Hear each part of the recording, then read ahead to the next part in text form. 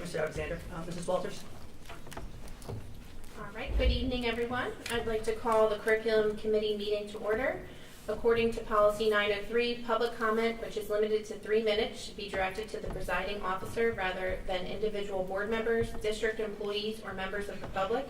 For confidentiality and privacy rights, specific comments regarding particular individuals must be communicated privately to the school board and superintendent via email at psdschoolboard@penridge.org.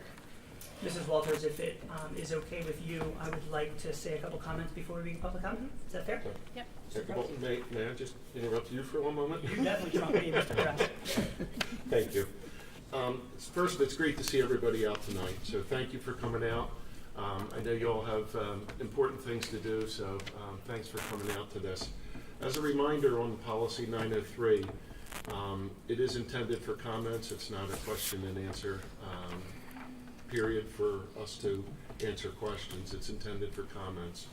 The first comment period is related to agenda items only, and the second comment period is open to general comments as well as anyone who wants to also speak on agenda items. So with that, I'll turn it back to Dr. Bolton. Thank you very much. It's great seeing everybody. Thank you, Mr. Krause. Two general comments before we begin tonight. The first is just a huge curriculum thank you. I want to thank the men and women who are going to present on our curriculum tonight.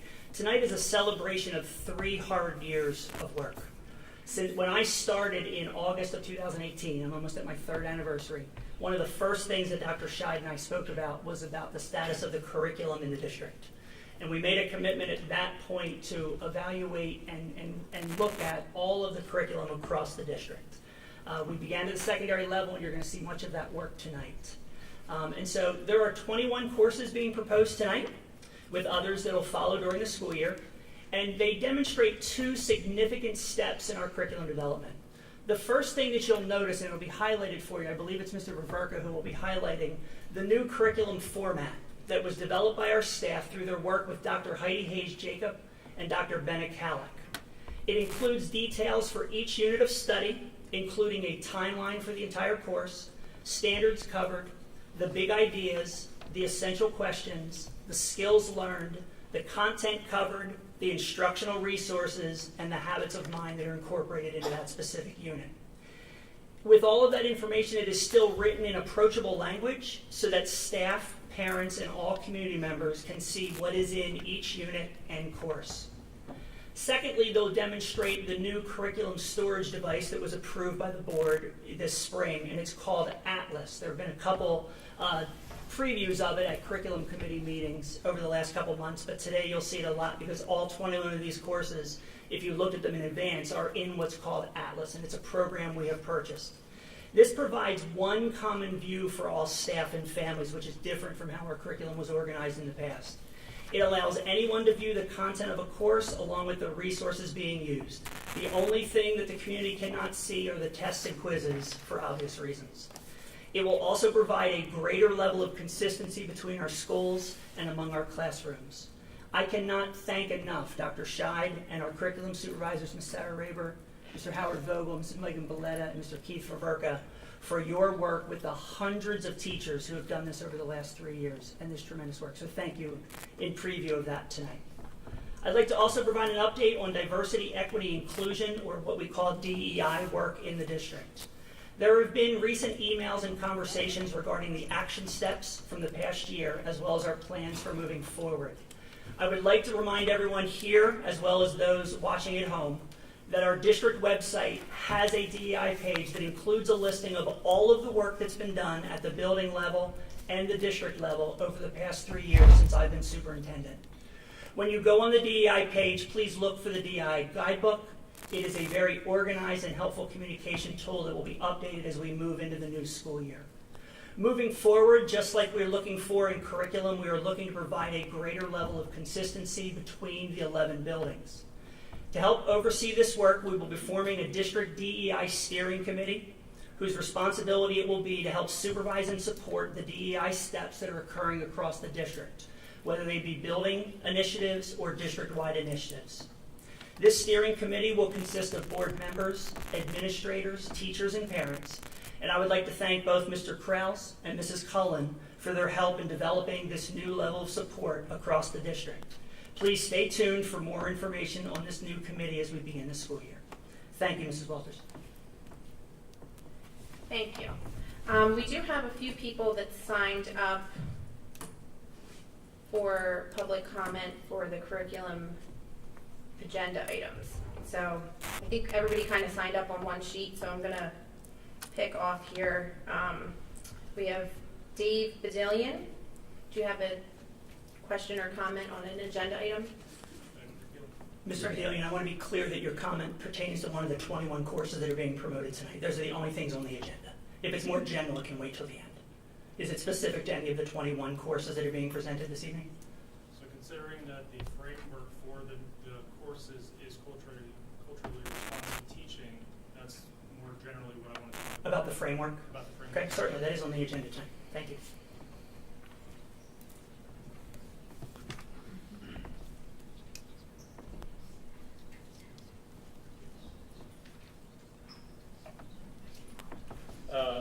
I have one question, Mr. Krause, if I may. I just want to kind of give a little bit of context before my public comment for all the individuals that are here, just to kind of help as some of them come up and speak, so there's a little bit of context. But I have just a few seconds to do Mr. that. Badillion, yeah, if I could ask you to just state your name and your Yeah. municipality, Yep. please. Dave Badillion, Percy Borough. Thank you. So I just want, like I said, I want to just take a couple seconds before my public comment just to give a couple, just a little bit of context here. So obviously there's a lot of community members here. You guys received, an email with 100 signers, 100 plus signers, and a bunch of emails. So I just want to provide a context. So myself and a bunch of other community members started feeling like we didn't have a voice and we weren't really aware of what was going on. And we felt like we couldn't be alone in that, and so we started a group called Penridge for Educational Liberty to help the community get a better understanding of what's going on. And so the community members that you see here, many of them are part of that, and so when they come up to speak, they may reference that, and I just wanted to be clear of where that's coming from, so thank you. So I'm here to present questions that I and many in the community have about the curriculum renewal process and the culturally responsive teaching being used as the main framework. Why has the district decided to utilize culturally responsive teaching as the framework for the curriculum renewal, and who in the district made this decision? What specific problems or challenges is the district looking to address, and what data was used and evaluated to substantiate it? What is the evidence to suggest that culturally responsive curriculum as a framework will result in improved academic performance and well-being of our students across the board? Despite being around for over 25 years, K-12 schools across the country are all of a sudden now rushing in to bring consultants and train teachers and change the curriculum using this culturally responsive framework. However, according to a recent meta-study done by the University of Virginia and Johns Hopkins University, which looked at over 179 peer-reviewed empirical studies on K-12 culturally responsive teaching, none of those studies were able to show any causal relationship between the interventions and student outcomes. So the community is questioning what evidence the district is using to make the decision to adopt culturally responsive pedagogy at Penn Ridge. Furthermore, this community has been told by the district, the DEI team, and some board members that there's absolutely no trace or influence of critical theory or critical race theory or critical pedagogy within DEI or the curriculum. However, upon reviewing the resources posted to the district's DEI website by the DEI team, paints a different picture. I'm going to just read a couple resources here. So the NASB, the National Association of School Psychologists, this was posted. Social justice. Front and center is the need to address the issues of race, privilege, prejudice, and power. An article was posted to the website, What White Children Need to Know About Race. The U.S. society is already structured racially with whites at the top of the racial hierarchy, and silence, which is a whiteness at work term, is a socialization strategy that perpetuates the racial status quo. This was an article that was posted to the website, Talking Race with Young Children. Babies begin to notice race at 6 months old, and they show signs of racial bias by this age. Talking About Race was posted on the website, National Museum of African American History and Culture. This is a whole white paper on whiteness. Whiteness is at the core of understanding race in America. Whiteness and the normalization of white racial identity throughout American history has created a culture where non-whites are seen as inferior or abnormal. And whiteness exists every day as microaggressions towards people of color. And that's just from what the DEI team posted. And then I took a look just at the 9th grade English honors curriculum, and the instructional resources, when I looked at over half of them, are all related to power structures, racial injustice, BLM, activism, immigration injustice, police violence. And so the question that I and many of this community members have relating to the curriculum and the use of culturally responsive teaching is, what is really the purpose and the goal of using culturally responsive teaching? Is it to improve academics, or is it to push social justice and disrupt systems of power, oppression, and whiteness based on the resources that this district has posted? Thank you.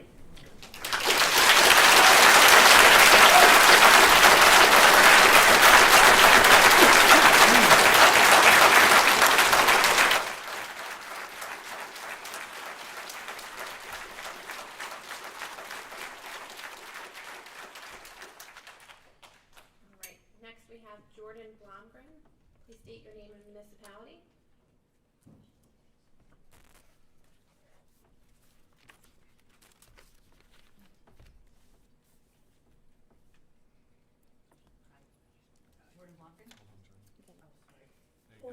Jordan Blomgren, Hilltown Township. I know Mr. Crouch, you mentioned that it's not a question and answer, but I just have a few questions for the curriculum tonight. I know, like, the two consultants that you said, Dr. Bolton, that you guys were using tonight. There was also something that was stated that the elementary stamp will embark on redesigning curriculum for K through 5 in this school year using those same consultants, and that the district has been working with them and will be supporting the district efforts into including and how to infuse diversity, equity, and inclusion into the curriculum. So my question is there any elementary curriculum that will be piloted at the start of this school year? If so, for what grades, subjects, topics will be taught and or redesigned? Will parents be notified in a newsletter or email when the K through 5 curriculum redesign begins? You know, transparency between parents and school is of utmost importance. I understand that we discussed before that anything that is not curriculum in school, parents have the option to opt their child out of. However, there is no policy that allows parents to opt their child out of anything curriculum related.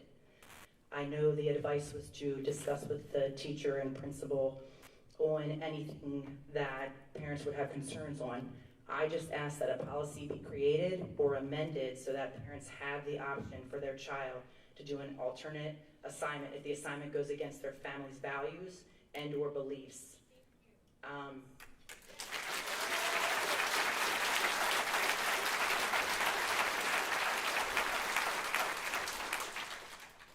I also just want to mention, in the curriculum documents, there's a lot of links, and a lot of them you need Google access to. So I just ask that you could please grant access to all the documents. I don't think that was intentional. Google, it's hard sometimes to make everything shared so you can see it. I just ask that we have access to that. And then finally, there is still a lot of reading that I have to do to review the curriculum, as well, I'm sure, as many community members, since it was just posted this past weekend, which I know is normal. But I'm asking that you all please postpone the curriculum vote that is to take place at the August 23rd school board meeting to give ample time for our community to digest and correspond with all of you regarding any questions and concerns that our community may have. Thank you.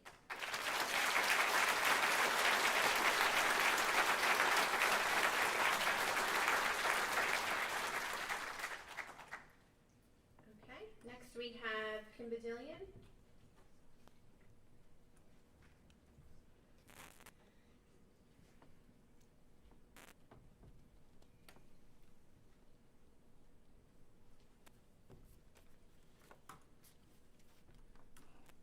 Badillion, Percy Borough.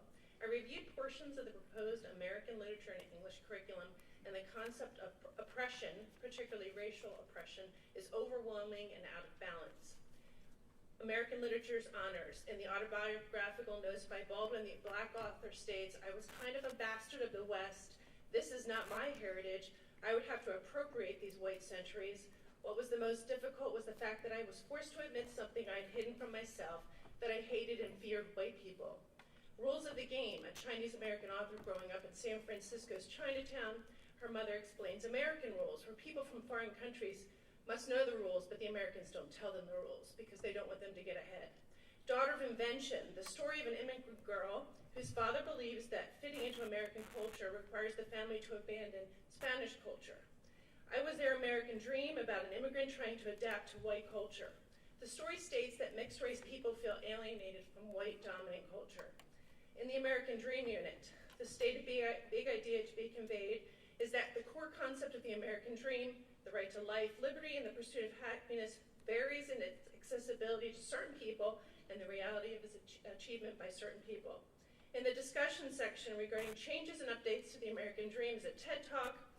It's called We Need to Talk About Injustice, where a human rights lawyer talks about the American justice system, and he says it's massively imbalanced along racial lines, and he points to the percentage of black men in prison or on death row as proof. He insinuates that the black men on death row in the South is similar to Germany exterminating the Jews. The Faces of American unit, the instructional resources list for this unit, states that each text is grounded in one or more specific faces of the American demographic. Some examples of the faces: All American Boys, a story about racism and police brutality when a young black teen is wrongfully accused. The 57 Bus, the true story of two students from two different worlds, one a white non-binary middle-class teen attending a private school, the other a black teen living in the crime-plagued flatlands going to public school. The story delves into hot-button issues of gender, nonconformity, and bias. The absolutely true story of a part-time Indian, story about a Native American kid who goes to a white public school where he experiences bullying for being a Native American. Other Words for Home, story of a 12-year-old Syrian immigrant who faces anti-Muslim bigotry. The Sun is also a star. An undocumented Jamaican black girl facing deportation falls in love with a South Korean immigrant raised in a middle-class family. English 1 Honors, Dreams and Oppression unit. The big idea is to be presented in this unit. Oppression exists in many forms, affecting many groups of individuals, and inequalities are barriers to dreams and ambitions. The essential question to be addressed in this unit includes: how does oppression of one affect the oppression of many? How do inequalities prevent individuals from achieving their dreams? The contact focus, I'm almost done, is stated as oppression defined and applied through historical examples, and students will be asked to research, explore, and share oppressed groups in the past and currently. It's overwhelming and it's out of balance. Thank you.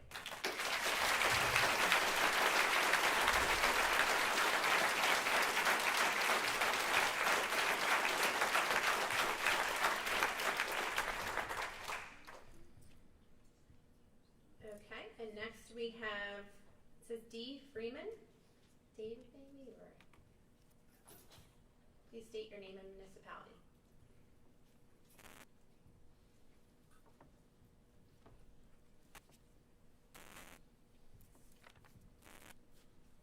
Good evening, I'm Dee Freeman. I live in Percy, but actually the Bedminster Township, we're just outside the borough there on Elephant Road.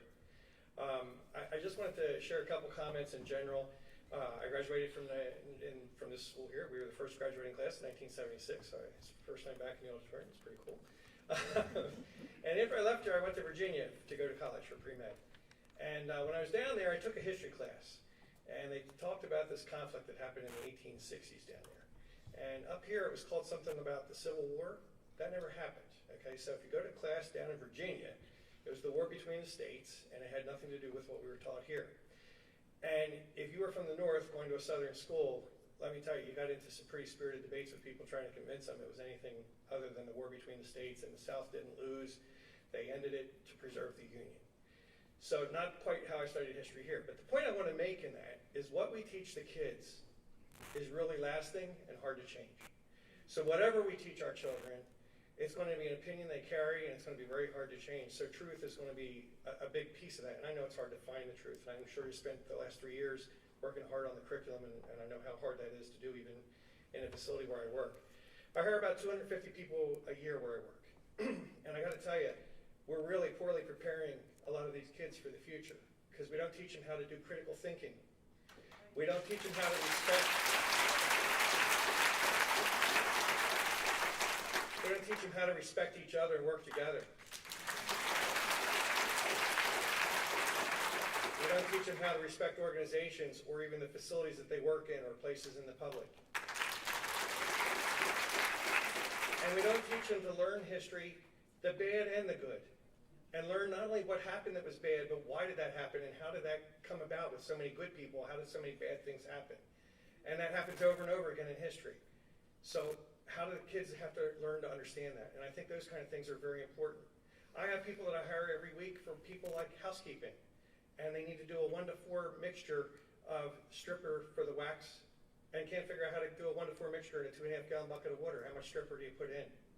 They don't know that if you mix the ammonia-based cleaner that we use for the toilets with the glass cleaner that has, I'm sorry, the other way around, Clorox-based with an ammonia-based cleaner, what's going to happen to them and why they end up in the ER. And I can't tell you how many times a week I have people out on workers' comp because of dumb things like that, because they just don't learn basic things. And if you don't know, just common sense, don't mix chemicals together when you don't know what's going to happen, even though we have safety warnings on everything, because they can't read those either and pay much attention to them or don't take the time. We don't teach them work ethics. We don't teach them a lot of things to make this world a better place. And I think that it's important that as we look at the curriculum, and I know it takes years to develop this stuff, that we start to integrate those things in there, because if we don't, we're going to have a failing community and a failing country in the future. So I just pray that you guys continue to look at those things in the curriculum and make it part of the curriculum and weave those things back into the curriculum as you work on it. Thank you.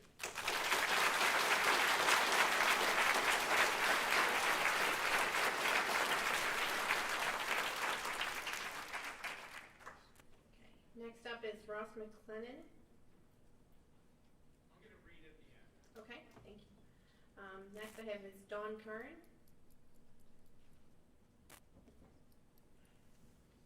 Please state your name and municipality.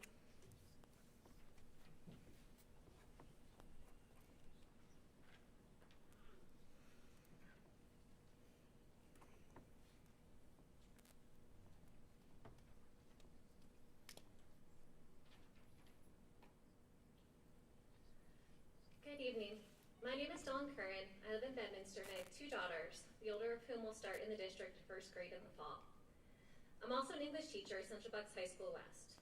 I came tonight to thank the teachers and the staff who worked on the curriculum. I understand this has been a multi-year project with collaboration and oversight from many individuals, including the board. In fact, I'd like to thank you all up there tonight for your support and oversight of this needed curriculum revision. As both a parent and a teacher, I have grown concerned about district achievement based in part on the U.S. News and World Report rankings, which show Penridge continually dropping and falling further behind neighboring districts. With this in mind, I was extremely pleased when I read the curriculum documents attached to tonight's meeting agenda. I particularly reviewed the 8th and 10th grade English curriculums because those are the 2 courses I've taught for the better part of my 15-year teaching career, in which time I participated in curriculum writing myself. In reviewing the proposed documents, I'm impressed with the standards-aligned format, highlighting big ideas and essential questions, in addition to content and skills. This design will certainly help promote mastery learning. The curriculum dictates definite uniformity to make sure that students are achieving the same skills, but enough flexibility for teachers to tailor instruction to the needs of their learners. I'd also like to take a moment to comment on the titles in the curriculum. I enjoyed seeing many authors I am familiar with, and I'm sure many in the audience are familiar with as well. Emerson and Thoreau, Walt Whitman, Edgar Allan Poe, Kurt Vonnegut Jr., F. Scott Fitzgerald, who's one of my favorites, even Ben Franklin and Thomas Paine. It was nice to see in the 10th grade curriculum a unit focused on highlighting American voices throughout history. In addition to some of the names I just mentioned, it includes writers like Kate Chopin and Emily Dickinson, and works from writers of the Harlem Renaissance like Hurston and Hughes. I found one unit dedicated to more contemporary young adult authors. I appreciate that in this unit, students are given a choice about what they would like to read. As a parent and a teacher, I'm highly impressed with this curriculum, and I applaud the district for putting in the work to improve achievement in Penridge. Thank you.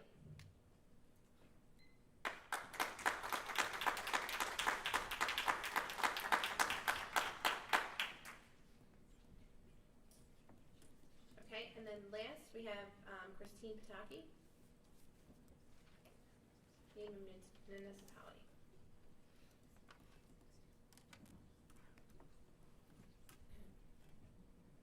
Good evening. My name is Christine Batisky, Hilltown Township. I specifically reviewed the science curriculum on the agenda. In Science 6, the unit was Diversity of Life, and one of the required instructional resources was the BioEyes program. On that page, there was a link to the website on the homepage of the BioIce program was a BLM ad. When you click through to that ad, the BioIce statement on their own website talked about white supremacy, launching an investigation into white supremacy, law enforcement, and defunding the police.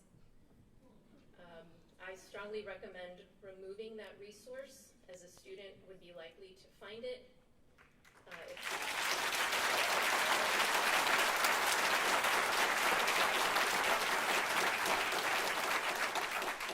It's offensive, it's highly controversial messaging to our community's population who are not white supremacists, and some of whom work in law enforcement and the military. It does not belong in a public school curriculum, and there are plenty of other resources that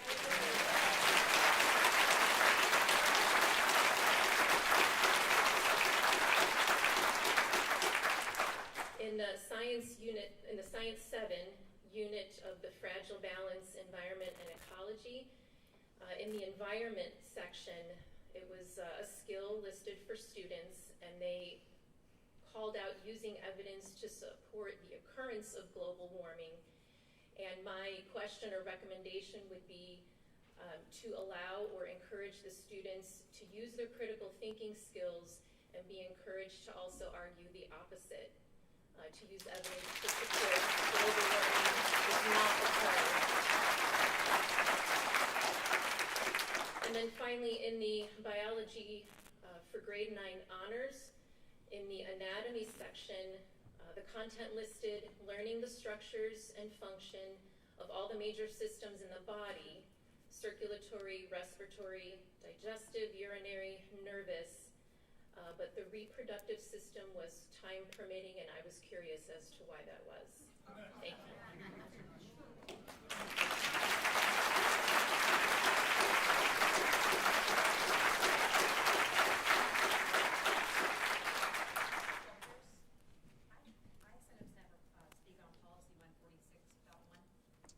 So that'll be for the policy committee meeting, which will be after curriculum. Yeah. There's a couple other names here, but they're for general topics, and I think they're for the special board meeting as well afterwards.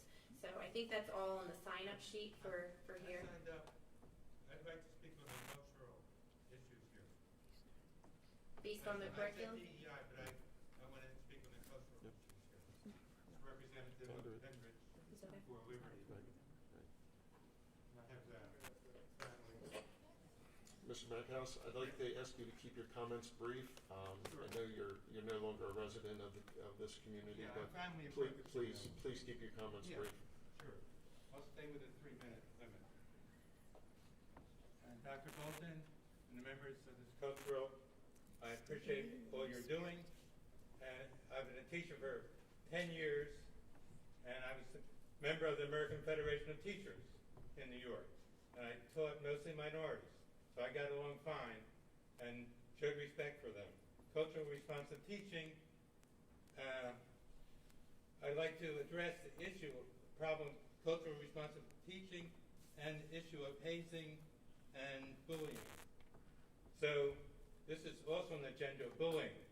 So the teachers don't have the right to bully students. Some students have talked to me, they like me speak before the thing, that they feel that teachers haven't intimidated them. The National Education Association has endorsed critical race theory. In California, they impose requirements that to graduate from high school, you have to take a critical race theory course. So if you don't measure up to their standards of being racist, what racism means, then you're not able to graduate high school. So teachers can intimidate or bully students, and they're afraid to respond before they'll get bad grades. So it's very important to understand. I talked to some students who were brainwashed in Black Lives Matter, Marxist Black Lives Matter movement. I asked them, what is racism?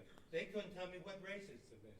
The teacher's job is to tell students and teach them what the real definition of words is. Racism, I explained, is treating people unfairly based on race and treating people unfairly based on some ethnic thing.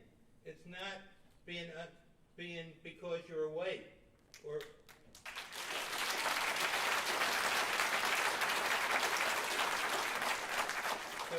implement this cultural, all your policies and stuff, the teachers to implement this, are they implementing what we mean by definition of racism, or are they following their National Education Association union, which promises teachers things that is not possible to implement, like they have $20 billion unpaid liabilities for pensions and stuff. You can't. They're spending billions of dollars. They say provide an already created in-depth study that critiques empire, white supremacy, anti-blackness, anti-ingenuity, racism, patriarchy, and some other words I don't even understand. Osteopatry, capitalism, ableism, anthropocentrism, and other forms of power and oppression at the intersection of our society. We oppose attempts to ban critical race theory and the 1619 Project. So this is what the national education system is not allowing teachers to even question these things that they're imposing on them. So we need to have not bullying against teachers, administrators, and students. And the Black Lives Matter people, Marxists, has been implementing problems and causing problems. So that's the destruction of our cities. 30% more blacks If you being could just killed wrap up, please, Mr. because of the Meinhof. so-called police reforms. Thank you very much. Thank you. Okay,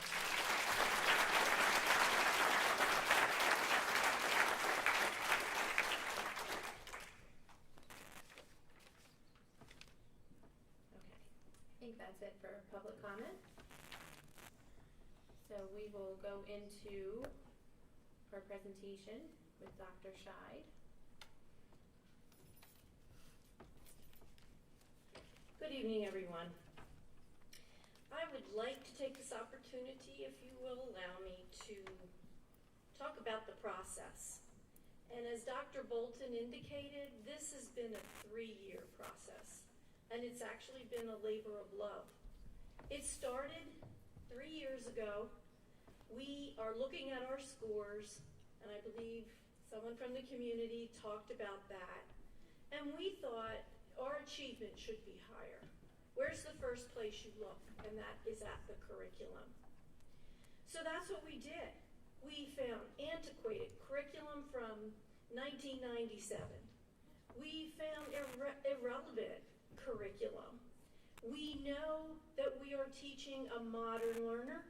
We know that there are kindergarten, first, second, third graders coming up to us at the middle and the high school, and we needed to prepare for them. We wanted to be curriculum designers. That's what this was about. We were so fortunate at that time to be able to work with Dr. Heidi Hayes Jacobs. She's an international guru on curriculum design. And when we posed the question to our teachers, who wants to join this council? It was a curriculum design and innovation council. Innovation was really important. We were developing a STEM program. We had become a one-to-one school district. We wanted creators, communicators, critical thinkers, collaborators. How are we going to do that? So we started out with over 40 teachers and administrators who wanted to be a part of that, and we brought Heidi Hayes Jacobs into this district. And from that first time for professional learning with teachers, the word spread to other teachers. And I want to learn that. You are so lucky. How do you get to do that? And so I don't go on forever. Long story short, we ended up the following year with every teacher being involved in professional development to become curriculum designers for the modern learner. How do I become the modern teacher for the modern learner? Someone mentioned critical thinking skills. It's an imperative to be a collaborator, a creator. They are imperative skills. When we think about the portrait of a graduate from our district, that's what we're talking about. When we have asked members of the community who work in labor and come in and talk to us, what are we missing? What should we teach our students? That's what they said. So we came away from those first few sessions saying, yes, this curriculum has to be relevant, and it has to be rigorous, and it has to meet the needs of all learners. But we want to educate the whole child. We want them to be critical thinkers. We want them to be flexible. We want them to persist and not give up. And from there, we were again fortunate, because then Dr. Benekalik joined. She is a co-author of The Habits of Mind. There are 16 habits of mind, where we wanted to look at our curriculum, and is exactly what we're doing. It's exactly what you'll see in the curriculum. We made it that important that it's actually part of the design of curriculum. How, when we're teaching content, can we infuse the teaching of those skills, so that when our students leave Penridge School District, they are competent. That's how all of this began. And we have had numerous, over the past few years, sessions to teach every teacher at the secondary level, every teacher, how to be a curriculum designer, so we don't let anyone down, so that the highest achievers achieve higher, so that every single student improves to the best of their ability. We need to know how to do that. That's what all of this has been about.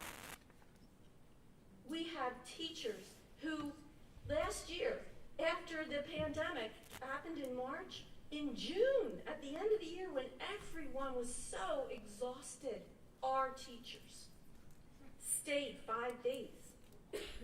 And they stuck with it and learned. They started writing the curriculum. They continue to write this curriculum in teams. They are not here to a lot of the talk tonight about DEI. When we embarked on this whole curriculum endeavor, that really wasn't even brought up yet. So we really have worked very hard to marry high academic achievement with critical skills to help our students graduate at the highest possible achievement. And that's what it's been about. So, I wanted to share all that with you. Dr. Bolton did talk to you about the certain elements of the curriculum and how we work with big ideas and essential questions. And essential questions really are designed for students. But it's important that everyone in the community can access this. They can access the curriculum, and they'll be able to do that on the website. Mr. Keith Vaverka is our social studies supervisor, and he's going to come up here and he'll walk everyone through how you do that. So 2 things are happening at the same time here. We have not gone through the process of curriculum renewal for every course. We are 21 courses in, it's a lot, but there's so much more to be done. So you'll be able to see the curriculum that's we're calling in progress, because we haven't gotten there. But in terms of seeing everything and resources that we're asking for approval, I know this goes through a process. We understand that. That's the whole purpose of the curriculum committee meeting. So Mr. Vaverka will come and show everyone, how do you access that? How does any community member access the curriculum here? So I will introduce Mr. Keith Vaverka. Thank you. Thank you, Dr. Shai. Good evening, everyone. On behalf of the curriculum supervisors, I just wanted to demonstrate how Atlas will be used and how accessible it will be for the community, for board members, for parents, to be able to view the curriculum documents and what we've been working on as we've gone through this process. So the first thing I want to show you is going to the Penridge website, and if you click on departments, you're going to go to the Office of Teaching, Learning, and Innovation. Go to the left-hand side where it says K-12 curriculum. You scroll down. There are 2 links. The first link, which is actually not live yet because I want to make sure this is here once approved by the board members, then that link to Atlas. Atlas is actually the system that we're using to house the curriculum documents. And so that link to Atlas will be live, and we'll include the 21 courses that we're presenting tonight, that we're submitting for approval tonight. link number 2 is other curriculum maps that are in the process now of being updated. But again, all of those necessarily aren't in Atlas or aren't to a place where we're ready to submit them for approval. So once we have these first 21 courses approved, they will appear under this link for Atlas, and then as the other curriculum maps are also approved, they will be migrated onto Atlas.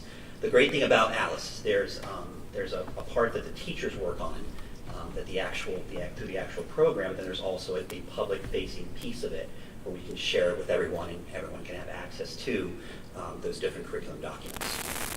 So I will take you to that in terms of this is the actual document from the board docs, which it seems as some of you already explored some of the items that are on here. But again, what will eventually be that Atlas link on the website will eventually take us here.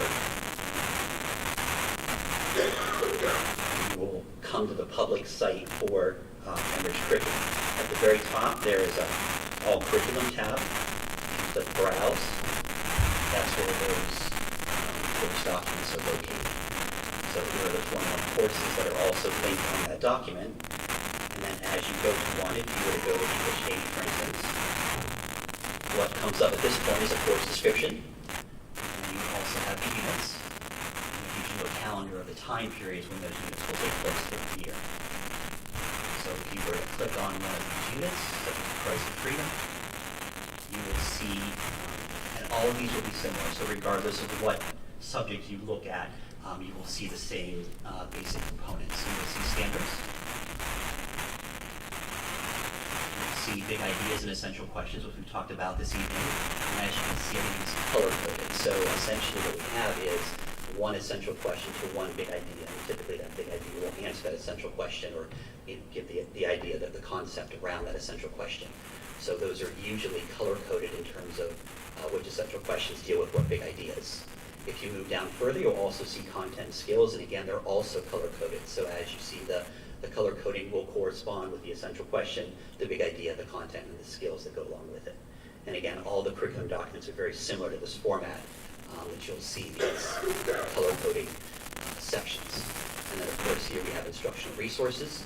Some of them will have links embedded within them. And then of course the habits of mind, which Dr. Shai talked about with Dr. Benekalik helping us with the habits of mind of those skills that we want students to be able to not only use from these courses, but to be able to take with them as they go out in the workforce in college and so on. So you can see here too, some of the documents have required and optional. So these are the required texts for this particular class, but then there are also optional texts that teachers have the ability to use as well. And have links and actually click on these and go to the site as well that would describe it. So again, every course that you see on this site,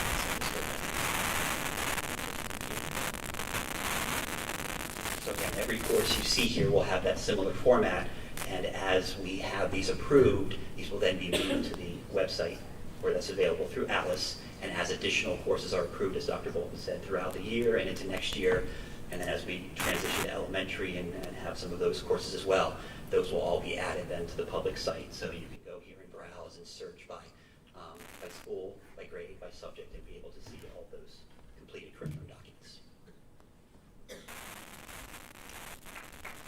Mr. Roberta, I have one question, and I apologize for not preparing you for this question, but I didn't know I was going to ask it. So it's okay if you say you don't know. All right. One of the individuals who spoke talked about trying to access a document and something about Google. Is it as simple as being in Chrome, or is there something else that has to happen, and can we do something on our end to make it as simple as if I click it shows up? It's very possible the settings are just incorrect on a certain link or a document, so we can review the document. So the intention is that every document, if you click on it, it should go. So if people find that issue, they should email us, because it could be that we missed a setting on one of the 1,000 documents that's up there. As long as something is linked there, yes, it has a place to go. Okay, all right, great, thanks. Sure.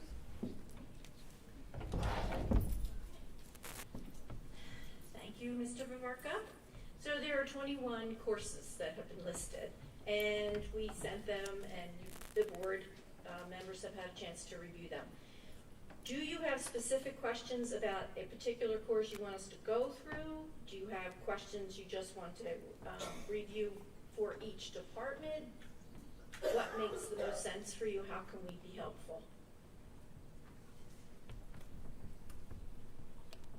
Do any board members have questions or comments on any of the 21 courses? I'd rather just let them go through. I do. Based on some of the feedback tonight that we've heard from the members of the community, have we looked at all of the resources to make sure that there is a balance? Because to be honest, I can't tell you, I've gone through every one of them. There's a lot of them. You know, I've dug into this and looked through a bunch of them. But, you know, is there a balance there? And Mr. Krause, I don't know that everyone in this room or everybody can go through every course and look at them all to know that there's a balance, but each of the supervisors know that, and I've looked through them. So when I hear a lot of the titles being told tonight, there are those titles, and there's other titles. So our job is to be balanced. We are not trying to be on any side of anything. So yes, our resources are meant to be balanced. As a matter of fact, it's one of the questions we ask to make sure that they are. And have revised, and this is a living, breathing, these are living, breathing documents, and revisions will occur as we go along. But we do take the time to consider resources to ensure balance. And I don't know if any particular supervisor wants to add anything to that, but yes, we do that. And has that been looked at by outside eyes as well, not just internal? By some of your consultants that Oh, we've with had? Dr. Heidi Hayes Yes. Jacobs and Dr. Kallick. Mhm. They've been with us all along. I cannot say they have looked at every resource because they certainly haven't. Okay. So this is really teacher developed. Okay. These courses are developed by the teachers. They're the ones teaching it. Much of the content in the courses is the same. It really is. It was redesigned looking at the content that needs to be taught, you know, in a geometry class, right? But what kind of more intellectually curious questions could we ask to engage the learners? So it wasn't like we threw all the content out. The content pretty much is the content, but it's just the way we redesigned the questions. I agree with you. Certain types of courses, you know, lend themselves to that. Math is math is math, Right. right? It's still the It geometry still course. works the same way it did when I went to school, I hope. Yes, we haven't touched it. Okay. We just want to get kids Yeah, excited yeah, about yeah, geometry yeah. and how do you do that? Yeah, right? and it's getting the kids engaged, and that's okay. Thank you. Yeah, yep, thank you. And Mr. Krause, I'd like to add to that. One of the things that's helpful is, one of the exciting things about tonight is that people are actually looking at curriculum. Because curriculum and professional development are two of the ways that we help our students the most in a school system to make sure that they are as quality as they can be for our kids. And so as you look at those, and obviously not everyone's able to before tonight, to send those concerns, those specific concerns with us. Because to say I'm worried about, you know, name the term, for us to be able to look and say there, and I took copious notes, but I'm sure I didn't get them all from public comments. So if you made a public comment and you said in 8th grade science I was concerned about XYZ, please send them to me. Right, I can be the initial contact and then send them off to the curriculum supervisor so someone can get back to you and discuss either why that is a valuable resource or to say to you, let me hear your perspective, right, in terms of the evaluation of those resources. That's the positive thing about this. It's the reason why we do curriculum committees. It's the reason why we have a public conversation and post it for multiple weeks before it is scheduled to be approved before the board. So we're looking for that feedback. So again, if you've already made public comment or you're going to, or you haven't had a chance and you're going to look at something over the weekend, please email those specific concerns to us, and I'll serve as the initial, so there's only one contact that I can then send it off to have somebody look at those things and address your specific concerns. So thank you. I just, beyond looking at curriculum for balance and what have you, and addressing concerns. I mean, I hope that we would all be able to agree tonight that if there's anything in our curriculum that is teaching children that certain things are elements of whiteness or anything of that nature, that would be an automatic, we're getting rid of that. I mean, it's so important.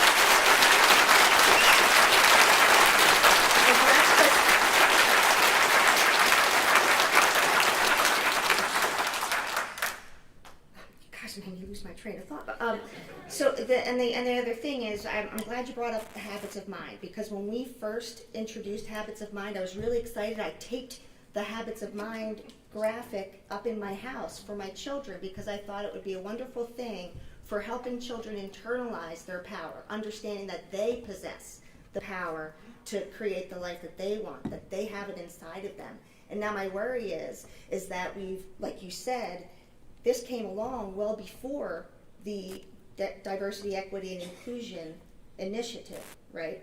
And what we approved in 2018 was a diversity goal, which is a noble goal. My worry is that that morphed into something different, and now it is being incorporated in our own.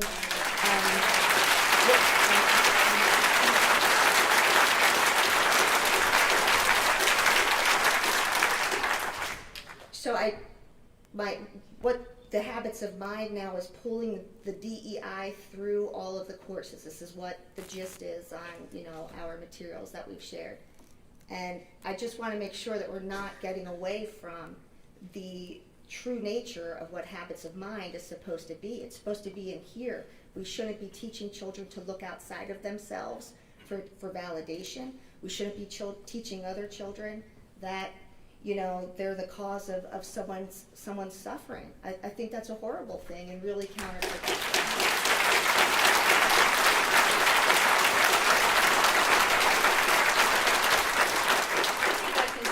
Mrs. Collins, too, I think I can speak from all of us. We don't either.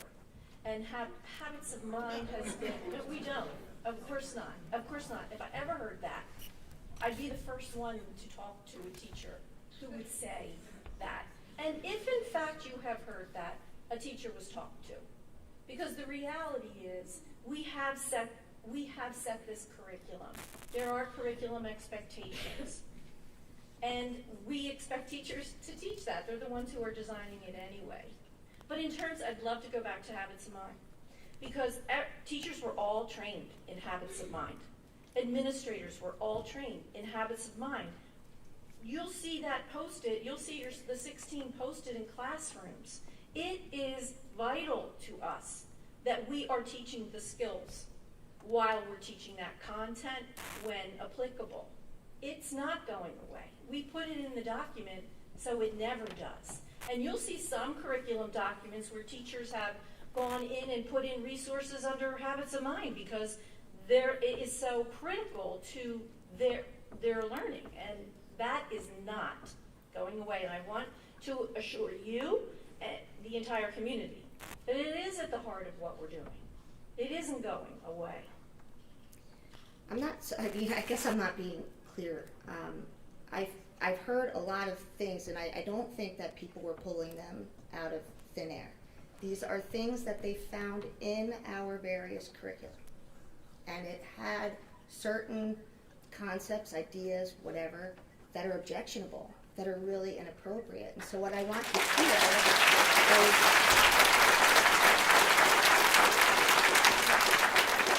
is, and to the one point made in the comments, maybe we should be taking a longer look at the curriculum then, because so many things have been identified tonight, right? Just in our comments, there are so many things that have been identified that I would really feel more comfortable if I knew that they were, look it up, see if it's there, verify whether it's there or not, and get it out before the board is asked to approve it and before we allow it to become something that is in our classrooms. Because quite frankly, we've already had instances over the last year where things were introduced to our students that we weren't aware of.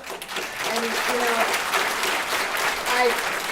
as I mentioned in the meeting we had in July, I feel like there's a lot of cart before the horse, that it's going to be too difficult to just keep going on and on with what we're doing while some of these things are in place and people are thinking that they're okay to introduce to students. I'd feel much more comfortable if we stopped everything and took a good look and built the framework that we don't have right now. We don't really have a set of policies, procedures, like chain of command. The words are failing me, but a reporting making sure oversight, I guess, is what I'm getting at, because that was lacking.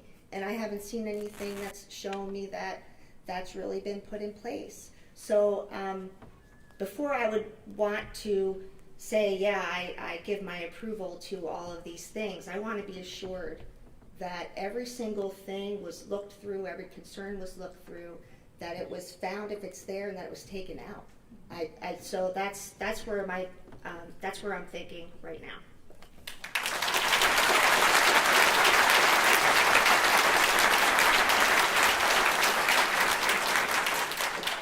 And Mrs. Cullen, what I heard the curriculum supervisors and Dr. Scheid say is that that's what we want to do, which is why we need those things sent us as people have concerns and as they have time to review them. And we will take a look at every one of those concerns that were expressed to us.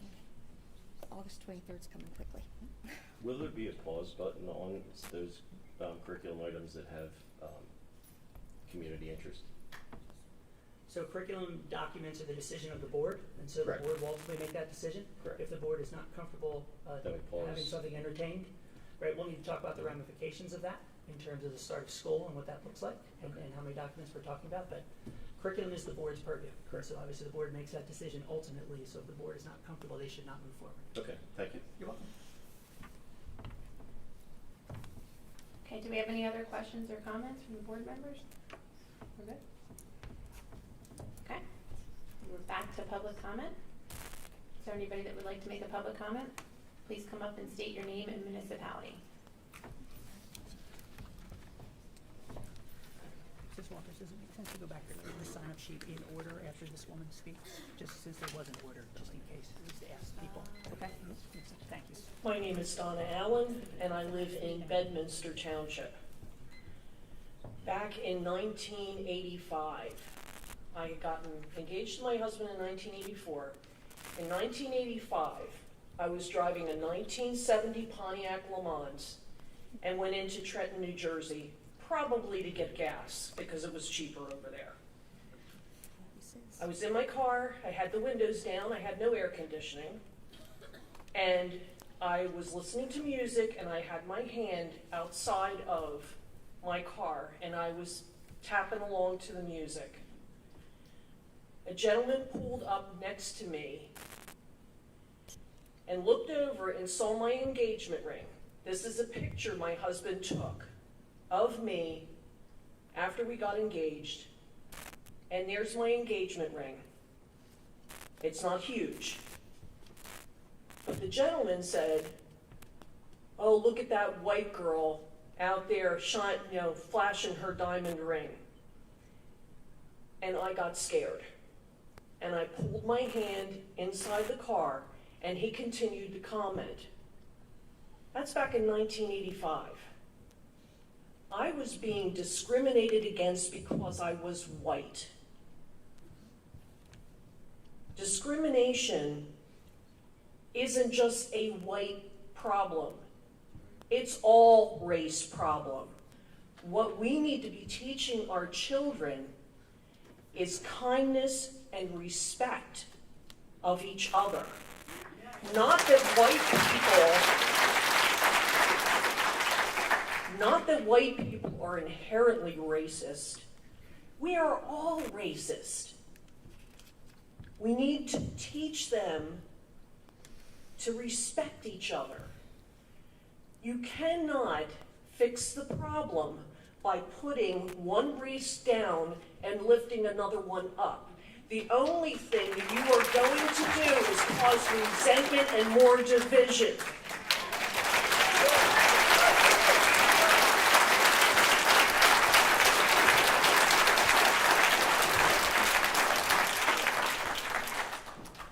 Okay, I do have a list, so if you're walking up, you can come on up, but I should go back to the sign-up list. I'm sorry, I was thinking that it was for the next general board meeting. What period is going on right now? It's still curriculum, it's the There's more public forum based on the different meetings. Yes. yes, so we had somebody sign up for policy, and then it's confusing because it's the sheet has a different title than the topic that's signed up.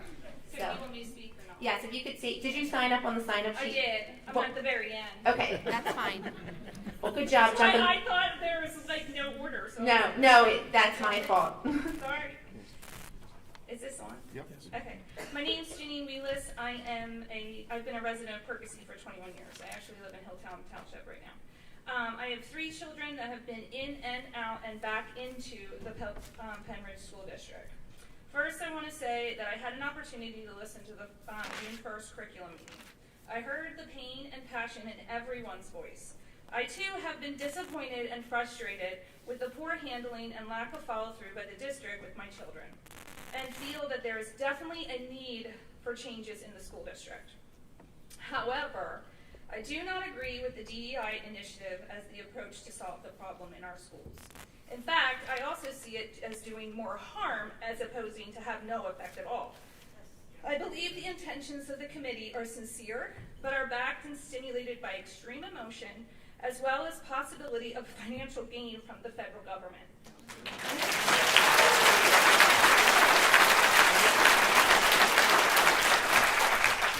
When we act on extreme emotion, which I am as guilty as well, the results are never what was intended or planned for. The goal is for inclusion, and I guess unity was never considered, which it should have been. But as evidenced by these past meetings, this narrative has only caused division. I believe that we all need to halt the initiative and back it up a bit. Turning the focus back to a core code of conduct with clear definitions of character traits that must be expected from administration, staff, parents, teachers, as well as students. These characteristics need to be clearly defined and demonstrated by the adults in the organization, as well as clearly communicated consequences of deviation from them. Holding firmly that the follow-through is always realized. These characteristics should include traits such as honesty, respect, integrity, accountability, hard work, dignity for yourself and others, respect for everyone, patience, perseverance, kindness, compassion, and humility.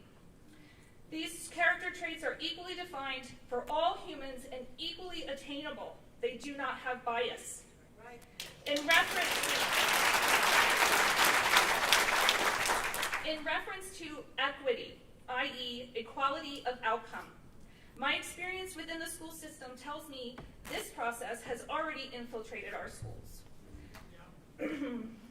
My belief is that No Child Left Behind was meant to keep struggling students from being left behind, but has seemingly become push them through no matter what the effort put forth.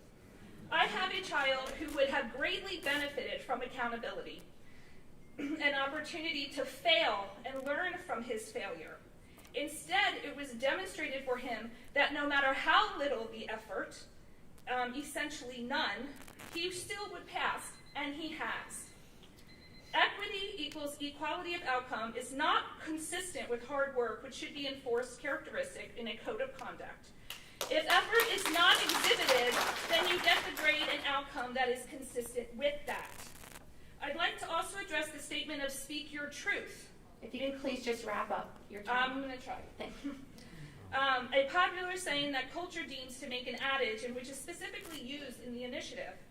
It is not a truth as indicated by its definition, is an objective statement that can be proven. It's not subjective opinion or perspective. There is only one truth. However, there are different perspectives. One perspective may partially or fully line up with the truth, or it may greatly deviate from it. Your truth would not hold in court of law without objective evidence or proof. Creating this vague, manipulable idea, in turn, distorts and damages one's idea of reality. We don't want this for our children.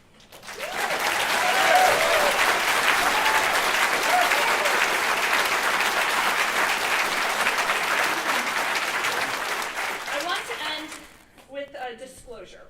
I'd like to disclose that I have a conscious bias. I have a conscious bias towards adults who misrepresent the truth to meet their own narrative and agenda. When transparency is called for and secrecy and diversion are used, division, distrust, frustration, and anger persist. for the board, the parents, the teachers, and the community to work together for the betterment of our children so they grow into responsible, law-abiding, compassionate, hardworking citizens that are worthy of respect. We, as the authority, must be example of this. Ma'am, can you please wrap up your thoughts? I have one last sentence. The fact alone that all we have come here tonight to strongly oppose the initiative in the manner that you have taken to implement it demonstrates complete failure on the part of those involved.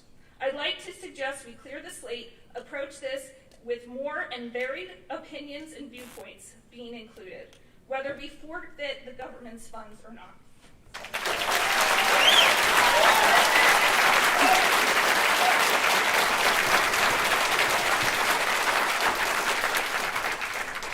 Good evening. My name is Vanessa Fiore. I'm with the Penridge community. I'll be very short. Children's minds developed a certain process of capability, and the ancient Greeks knew this already. I'm concerned that a class like The Price of Freedom belongs more in a college-level class than in a high school class. You need to teach children facts and history as history actually evolved. I know there's certain biases, but Price of Freedom is something in law school even. So just to let...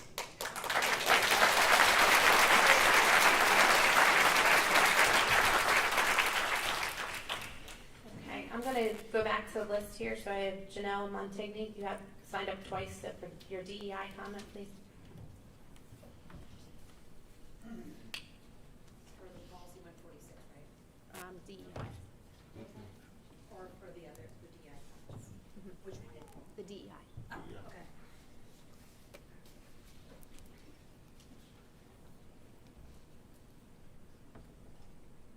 Hi, my name is Janelle Montigny. I live in Hilltown Township, and I have 2 boys attending Seiler Elementary. The DEI guidebook states, Penridge School District's overarching goal is that DEI is intentionally woven into the fabric of organization and is reflected in the curriculum, social activities, holidays, observances, and events. With an initiative so sweeping, shouldn't there have been surveys and community input? There wasn't. Shouldn't there be transparency? There isn't. We aren't even allowed to know all the members on the committee. Shouldn't the school board have played a role in such a significant initiative? Members of the school board have expressed being disappointed about being excluded from the process despite having asked to be involved. Finally, shouldn't there be diversity of thought represented in the district DEI team being tasked to make such widespread and fundamental changes in our district? There is not. There are 8 parent members in the district DEI team. 4 of those members are from Seiler Elementary. There are 11 schools in our district, and half of the parents on the district team come from 1 school.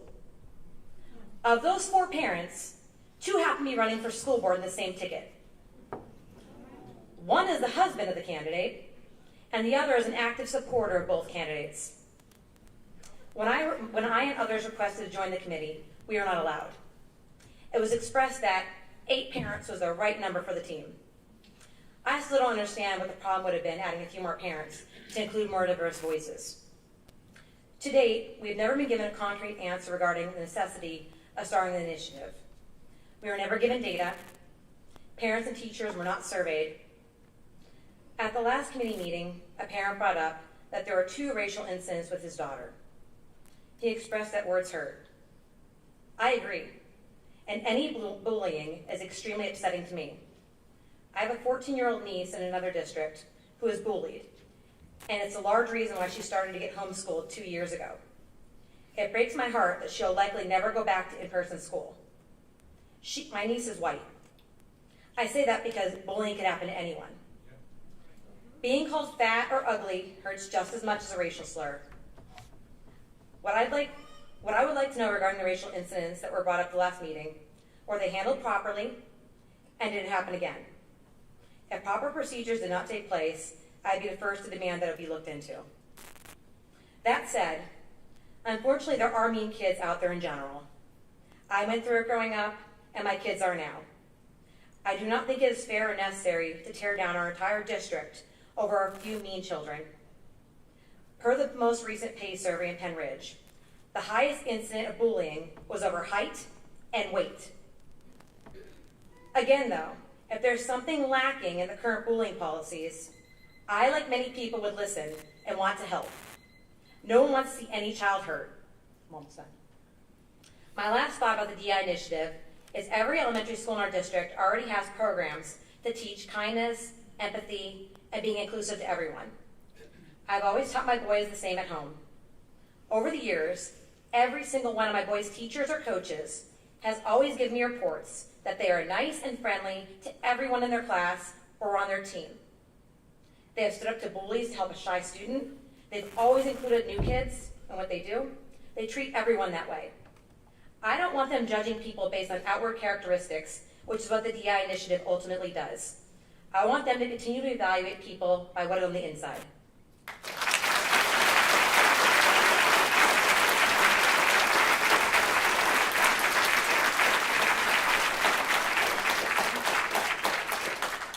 Next we have Josh Hogan.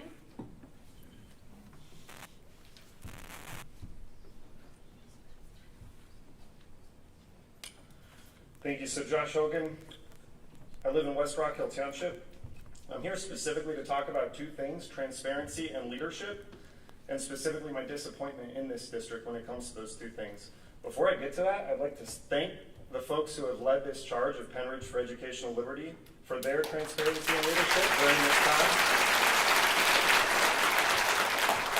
So specifically, well, first off, let me tell a quick story. I moved here in 2018 specifically because of the actions taken by this board. Okay, my wife and I looked all over the regional area of Philadelphia. We chose Penridge because of what happened with this board following the Florida shootings and everything. So I feel like at that time, I looked and I said, wow, that's a place that has its stuff together. There's transparency, there's leadership. What's happening right now is a giant lack of transparency. And as we know over the last year when it comes to COVID, a lack of transparency is what kept schools closed. It got superintendents run out of town, presidents resigned off of school boards and all of this stuff.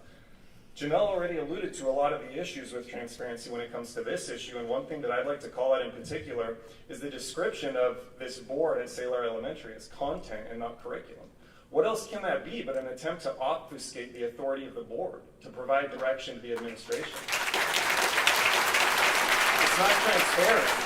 It's not transparent to just call things different things. I mean, at the end of the day, the board is the one responsible for everything that happens in Penridge schools. So I felt that that was untransparent. Things that have, communication from the administration on the issue at all has lacked transparency, in my opinion. That really leads into leadership. So something I've kind of said all along when it comes to COVID is the lack of leadership is spectatorship, and that's just happening way too often nowadays. Spectatorship. It's been brought up, board members wanted to be on this committee and we're told they can't. I don't know how that happens. You're the leaders. How does that happen? I don't even understand. So spectatorship to a large degree on the part of both the administration and the board is what's happening. That's a lack of leadership. What happens when there's a lack of leadership is you create a vacuum. That vacuum, going as far back as what was it, last summer maybe, it gets filled. It gets filled by somebody. It's filled by whoever you let walk through the door and form that committee in secret. It wasn't transparent. Today, that lack of leadership is being filled by community members, and look what it does. So what I'm asking here is just to simply revert back to those two simple principles, transparency and leadership. Make this process whatever it's going to be and whatever conversation we're going to have. And believe me, I think we all want to have the conversation. It's been mentioned that folks on the committee are afraid to have their name out there. That's a terrible thing. We don't have a community if we can't have open dialogue with our names attached to it.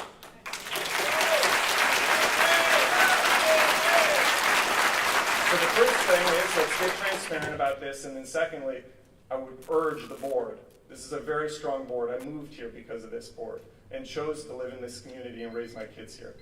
Be leaders. Thanks.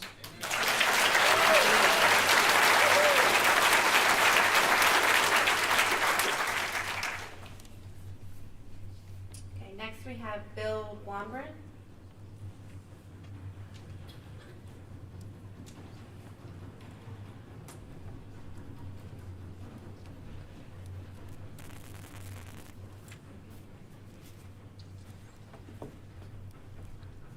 Hello, my name is Bill Blumgren. I'm 66 years old. I'm here representing Penridge Educational Liberty and my 4 grandchildren that live in this township. Basically, what disturbs me is the DEI committee, and most of my comments are going to be addressed to that.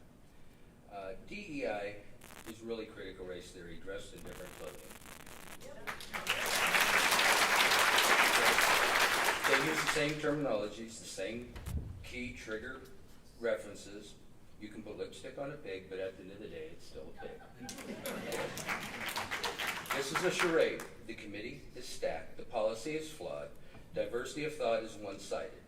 You are not the parents to all these children. You are not responsible to teach morals, sexual identity, or contradict the teachings.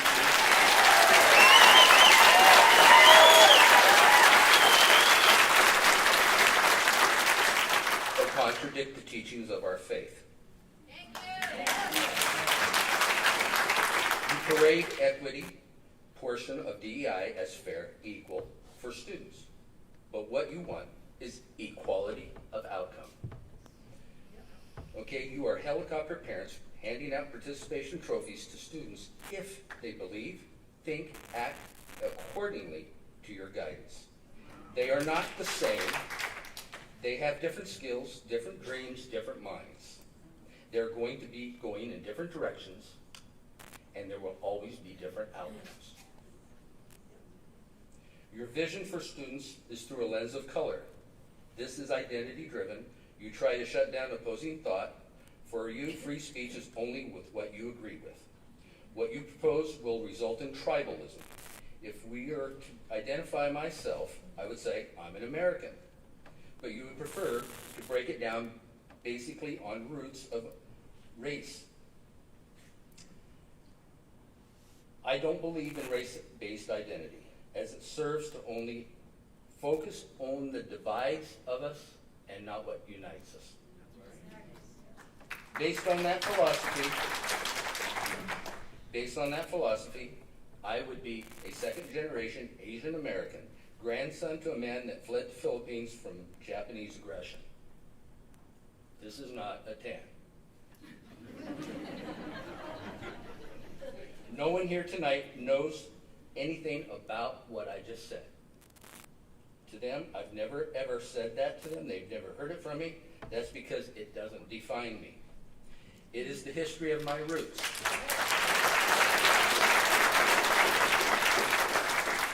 It is the history of my roots. It does not make me who I am.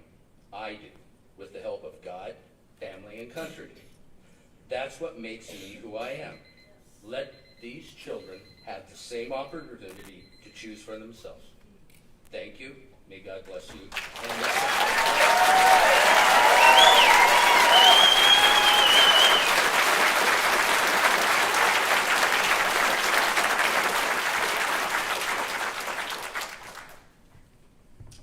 Next up, we have Alita Detweiler.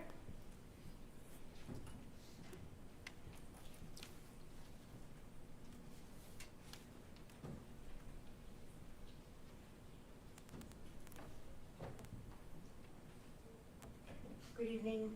I'm Lady Detweiler from West North Hill Township. I knew it was important for me to educate myself as to the vocabulary of critical race theory, as well as the offshoots, DEI, and when I looked, I felt like I was drinking from a fire hose. I reviewed many of the online meetings of the school board this year, online, and I've attended some. And I do appreciate all the time that each of the administrators and the teachers, the school board members, and the parents devote to what's going on here in the school district. But I was astonished to look at the division between these groups. DEI is an ideology that has overtaken everyone's mind when thinking about curriculum. I listened to a meeting where just the idea of consulting with Dr. Teresa Gibson caused heart fluttering in the speaker. And to think that Dr. Gibson was actually going to come to Penridge to present the idea of culturally responsive curriculum. This was last October. So what is culturally responsive curriculum anyway? Well, here's one definition. It's helping teachers to understand and recognize their own identity and biases. In other words, if you're a white teacher, you're a racist, whether you know it or not. And you must be retained or retrained to be more acceptably responsive to your students. I'm thinking maybe after listening to how all the teachers contributed to the curriculum, that perhaps some of the things that they have written have to do with guilt, because they're told that they're racist. Here's some information you may not know, but is readily available. The American Rescue Plan has $122 billion to state education agencies. 90% of that, or $190 billion, to local school districts. 20% of that, $21.9 billion, is for lost learning from the COVID over the last year. But in the COVID-19 handbook, Roadmap to Reopening Safely and Meeting Students' Needs, there is a recommendation that some of the money be used for race and social emotional learning.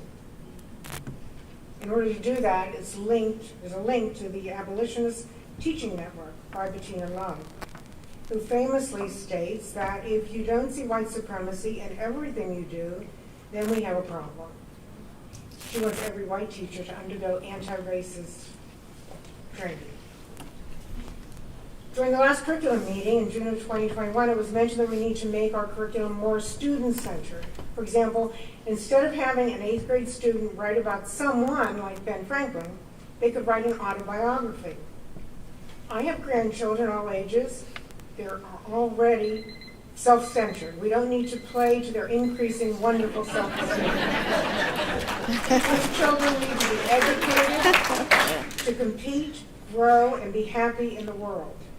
They have to compete for jobs. Skin color today doesn't make a difference, I'm sorry. The 1964 Civil Rights Act was passed, and yes, it took years before employers followed their conscience and not their prejudices. But people in my age group and younger are employers now, and regardless of what the anti-racists say, we don't hire on skin color, but character and intelligence. And who will be good in this position? And who will be best for the business? I don't care what color they are.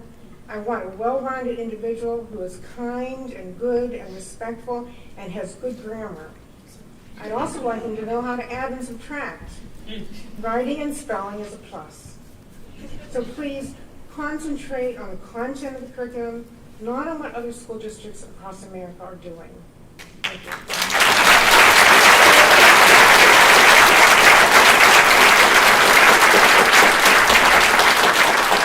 Next we have William Devane. And we've been very generous with the time tonight, but I would like everybody to just keep conscious, and when you hear the beep, please try to wrap it up. Thank you. Good evening. My name is William H. Devane III, most commonly known as Milo Morris. I am a resident of Springfield Township, and I am here as a member of the Pembridge for Educational Liberty. Might be allowed to continue? Yeah. Thank you. We love others. I came here to tell you a little bit about my lived experience as a Black American. I was born in 1964, which was the year the Civil Rights Act became law. This law opened the doors of opportunity for Americans of every race. The first individuals to benefit, obviously, were upper and middle class families. Many of the poor have still not realized the dream of equal opportunity. I say that it is a mistake to assume that such disparities are synonymous with discrimination.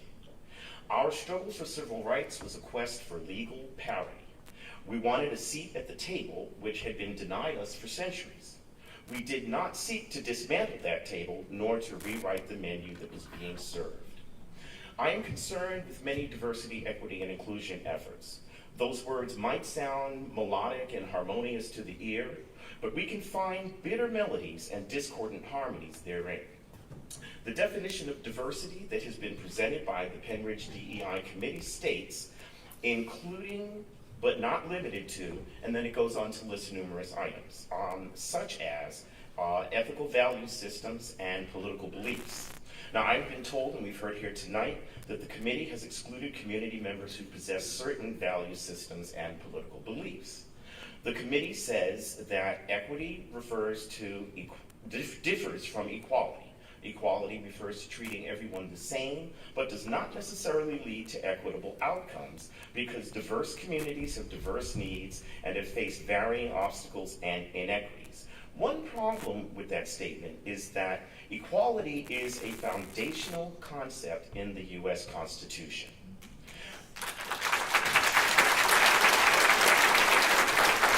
I also find it problematic that rather than looking at individuals, they use the idea of communities that need to be treated one way or another.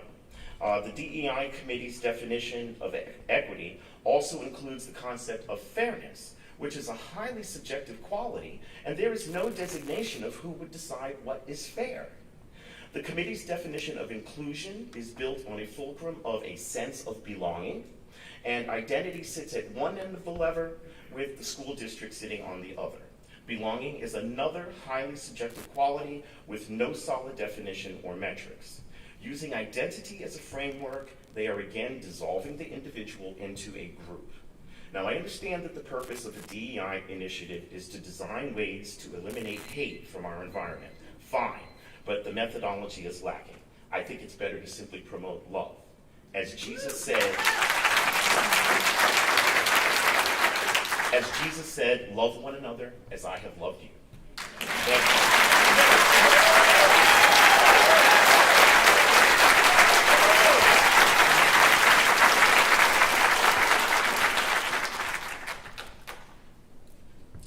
We have Aaliyah Garrison.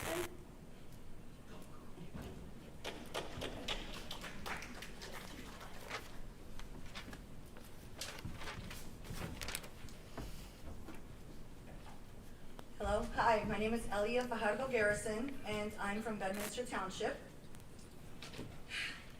I am the mother of 5 Penridge School District students, former educator, y la hija de un inmigrante mexicano y un cubano en el exilio, daughter of a Mexican immigrant and Cuban exile.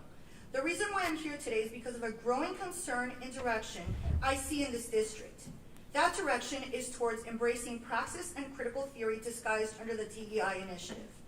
One doesn't need to be an expert to know that this is a move this district is doing to help embolden an agenda that as a minority, I see only hurting our students more than helping. A little bit of research will show you that this theory has its roots in Marxist ideology. This isn't something and anything that has its roots in Marxism automatically gets my attention. As I mentioned before, my father is a Cuban exile. He was forced to leave Cuba during the start of the revolution. The poison of Marxist ideology took over quickly, not letting others voice dissent. If they did, they were quickly quieted, censored, imprisoned, tortured, and even killed. Many were my family members. These voices you hear from Cuba now are the people asking for libertad, which means freedom, which shows you the failures of Marxist ideologies.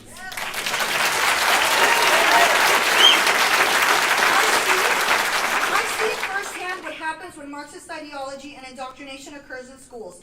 I've seen when an agenda is used to embolden a narrative. On the first day of school in Cuba, little ones are asked if they believe in God.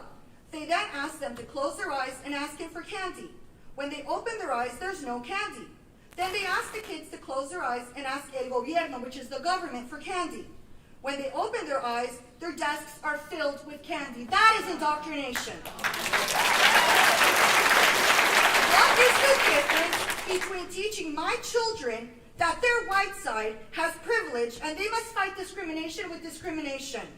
As a parent of mixed-race children and as a person who has seen firsthand Marxist ideologies take root and grow, I can't in good conscience allow this to enter a school district, let alone become curriculum. We can't think for 1 second that the division is going to bring understanding or love, that bringing out flaws or asking children to pay for the sins of the past will allow for our country and world to heal racially.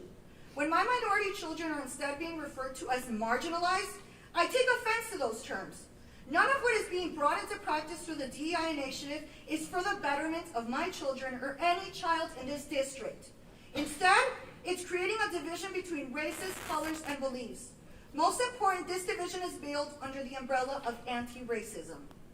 Since I moved to the Penridge area 3 years ago, I have felt nothing but kindness and love and respect from this community. We're thankful for deeply, even more so this past year and a half, which has been challenging enough for the children. That being said now, we are going to turn to an educational theory that is only going to knock them down before building them up. Why not teach our children to love each other, everyone, starting with themselves? Teach them to be kind, help them understand that they each have a gift regardless of their skin color, racial background, or ethnic heritage.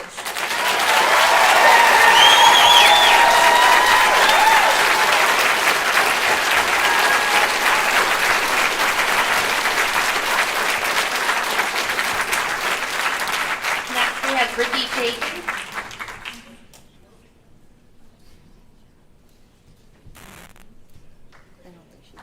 Ricky Chaikin.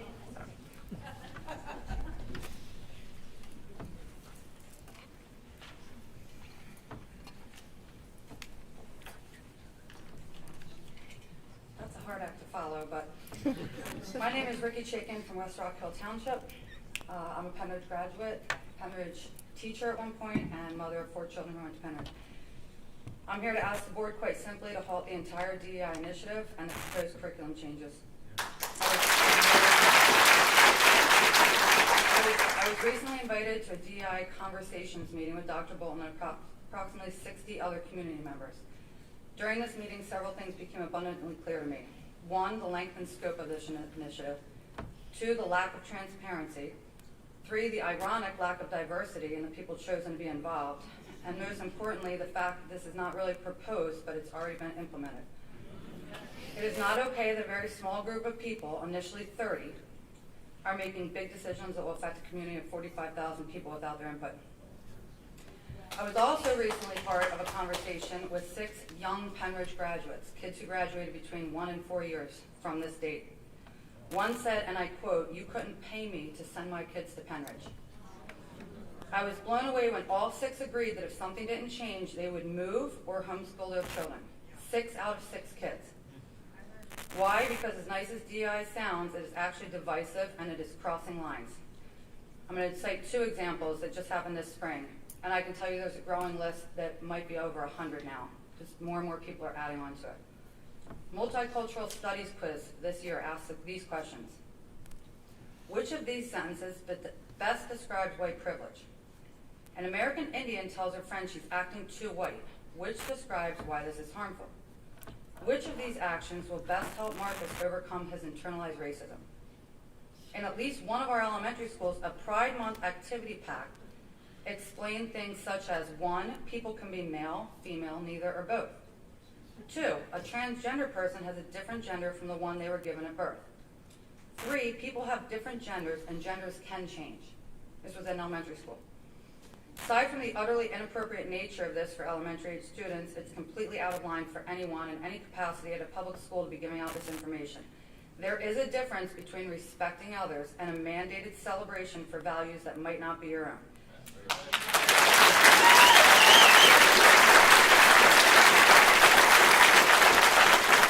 It is not the job of school to teach children their values. That is the job of the parents and the religious leaders of your choice. Although mass is anti-bullying, this is political activism and it needs to end right now. If there is going to be a bulletin board for LGBTQ, I would expect there would be a bulletin board right next to it filled with the biblical verses that might oppose some of these statements as we're trying to represent all sides.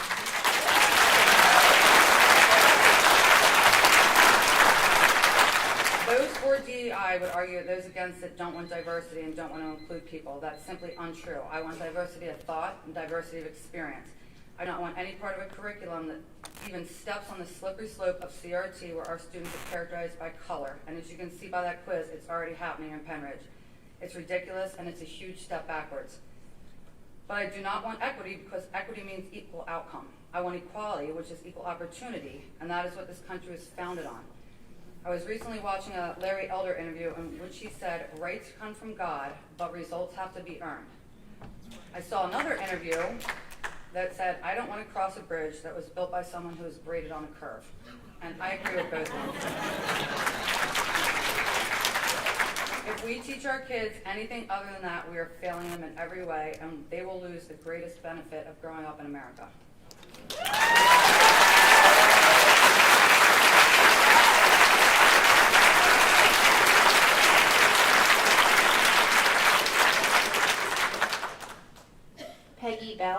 Hi,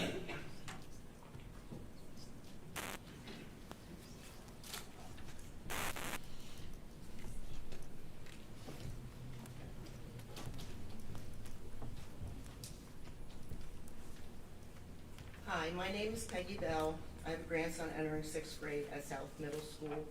I am with the Penridge for Educational Liberty, and I live in Lansdale.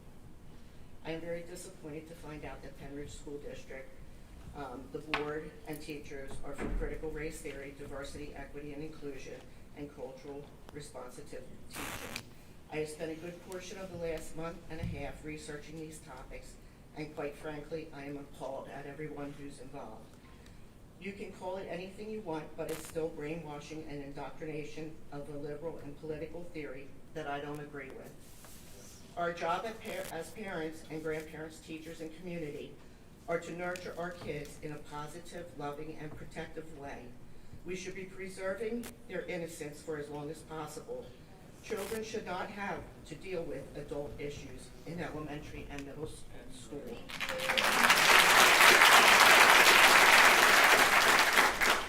We should be instilling kindness to everyone, respect to everyone, and patriotism to our country.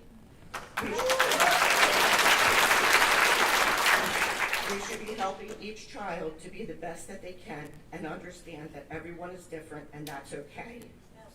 I am appalled that you think talking about sexual preferences is okay for a first grader or elementary or middle school.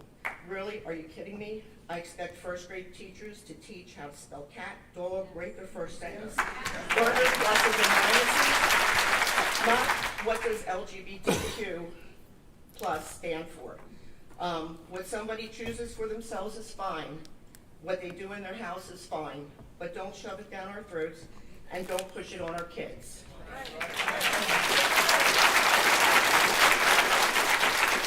You are race baiting, and this is unacceptable. You are also taking race issues back to 1940, 1950, etc. Take the log out of your own eye before you remove the splinter from mine. I have never woken up thinking I'm white, and you want to talk about white privilege. I grew up dirt poor, worked 60 to 80 hours a week for many years. I earned everything I have. I worked up to 3 jobs to provide for my family.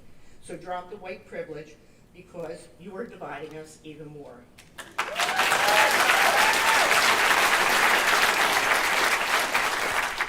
If you teach kindness, respect, and patriotism, you will get a good person. If you teach they can be anything they want and how to set those goals, you will have a good and happy person. If you teach positivity, you will have a good and happy person.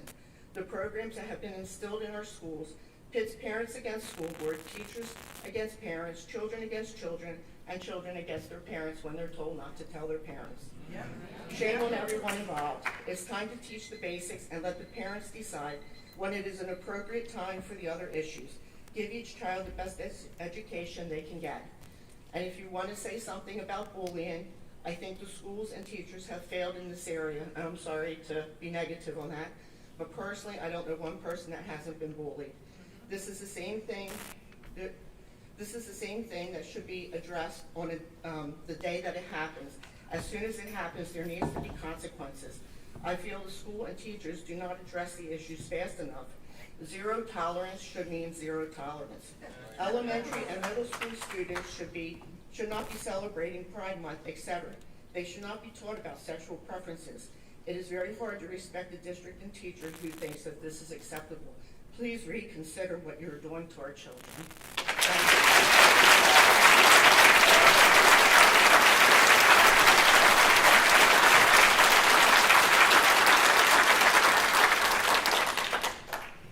Bobby Corby. Okay.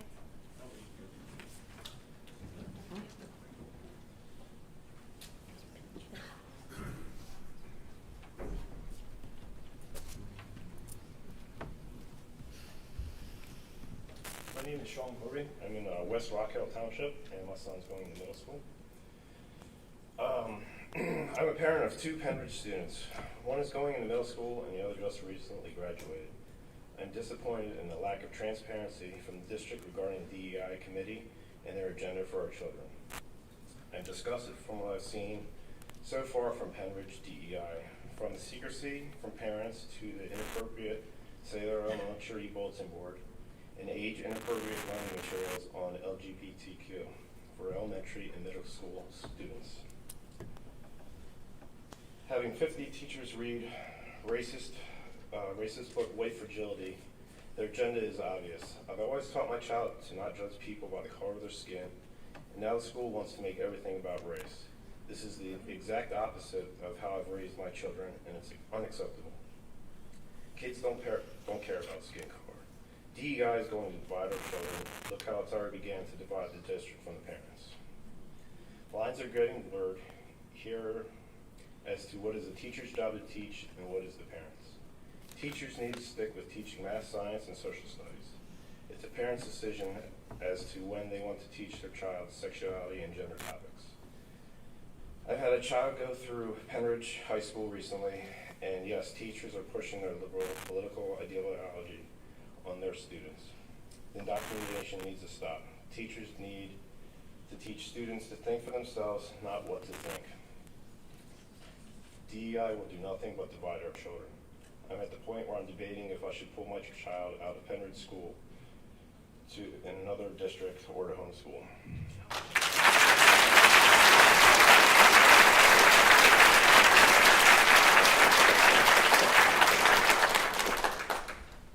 Angie Nigero.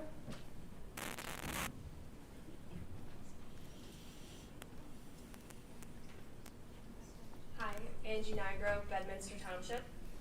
I stand before you all today as merely a concerned parent, and although I am only one, I promise you I am one of many, clearly. Driven here by my volition and the courage of my convictions, I'm here to say, enough. A line has been drawn. I will not stand idly by as parents continue to be stripped of their right to instill their own morals and values in their children by Penridge School District. CRT, or DEI, is Marxist propaganda that strives to inculcate a power dichotomy of oppressor and oppressed based on immutable characteristics, primarily race. This used to be known as racism. The people pushing this abhorrent agenda used to be known as racists. Unfortunately, however, Orwell's Ministry of Truth is no longer a work of fiction, and truth is no longer self-evident, but beholden to the goals of a biased and ideologically warped group of totalitarian tyrants. Let me make this abundantly clear. Teachers teach math. Parents teach morals. It is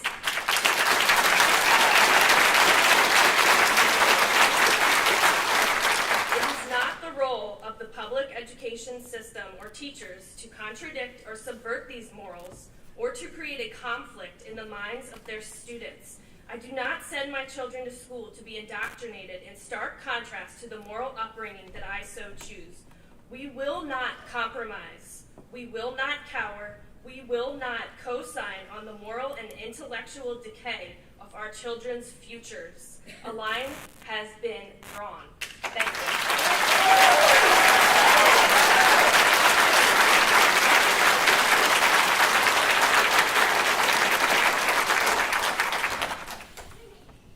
Jordan Blomgren for DEI.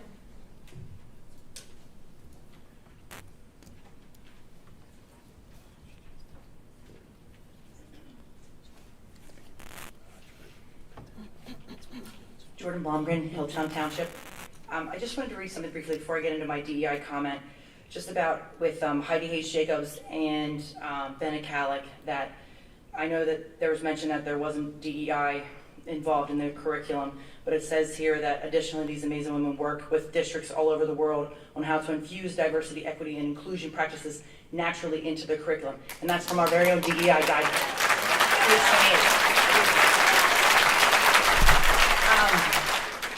But what I wanted to talk about here is diversity, equity, inclusion. Of these three, equity to me is the most problematic. Equity is not equal opportunity. Equity is equal and fair outcome as stated on page 19 of the DEI guidebook. Today we hear everything should be equal, everything should be equally distributed. We should strive for equity and fair outcome. I challenge this. Equity is inexcusable, both morally and practically, and is an ideological position that should be emphatically rejected by anyone who wishes to be taken seriously. A renowned clinical psychologist suggests that what we really want and need are hierarchies of competence, not equity or fair outcome. Meaning that we need the best plumbers, we need the best engineers, we need the best teachers.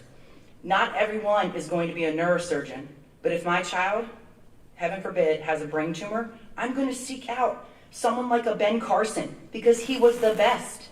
Ben Carson wasn't the best because of equity and fair outcome. He was the best because he earned it. He persevered through many adversities, including poverty, racism, and learning challenges, while working his butt off to be the best in his field. These are crucial development times for our students, and we need to encourage students that no matter what hand they are dealt in life, because I know we talk about our conversations that we do have underrepresented children in our schools. But we need to be encouraging students that no matter what hand they're dealt in life, that they can be a victor and not a victim. They need to strive to be their best at something. And as Janine was mentioning, she struck a chord with myself as well as a teacher. And I teach special education, and it is to the point where we do pass children through that sometimes do not earn it, and we aren't doing them any favors.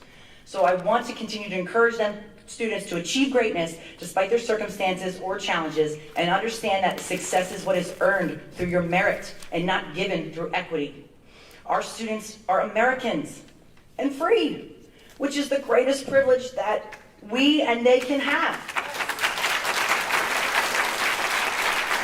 The opportunity to set course on a life and vision and to pursue happiness despite any racial, I'll use some verbiage from here, despite any racial, social, economic class, ethnicity, culture, age, gender identity, sexual orientation, religion, ability, or language proficiency differences. Unfortunately, at this time, the DEI initiative is in full swing regardless of how many in this community have voiced their opposition via email or through public comment. I'm respectfully requesting that this unjust initiative be removed. Thank you.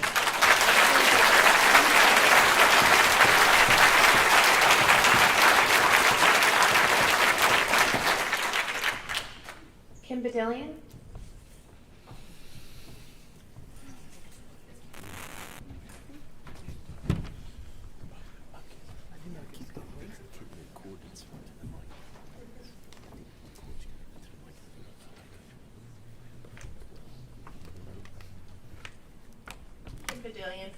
Borough. Just as a point of concern, I don't know who that gentleman was who took the picture, but I'd like, if he is still here, if security could just, I don't know who that guy was that just came in the front and took a picture. But that was, that felt unsafe. I'm sorry, I didn't see that. The diversity, equity, and inclusion model focuses on making kids allies and activists, which is out of bounds in public school. At a curriculum meeting last summer, it was disclosed that the Professional Learning Time Group Study book was one written by Bettina Love. The description of the book, and I quote, "Drawing on her life's work of teaching and researching in urban schools, Bettina Love persuasively argues that educators must teach students about racial violence and oppression and how to make sustainable change in their communities through radical civil initiatives and movements. She argues that the U.S. education system is maintained by and profits from the suffering of children of color." Wow, that's quite a statement. Does the school board and administration ascribe to this sentiment? Is this book still on the approved list of professional development items? Will employees be told that they may not introduce or impose that content in any fashion in their classrooms? The Penridge Diversity, Equity, and Inclusion Guidebook contains an appendix listing, and I quote, the observances that will be the focus of district and building DEI activities each month. The appendix states that October will be designated as LGBTQ History Month, which includes labeling October 4th through 8th as Solidarity Week, described in the appendix as a week in which allies against LGBTQ bullying are celebrated. October 20th is to be called Spirit Day, which is described in the appendix as the day on which people wear purple in support of LGBTQ youth.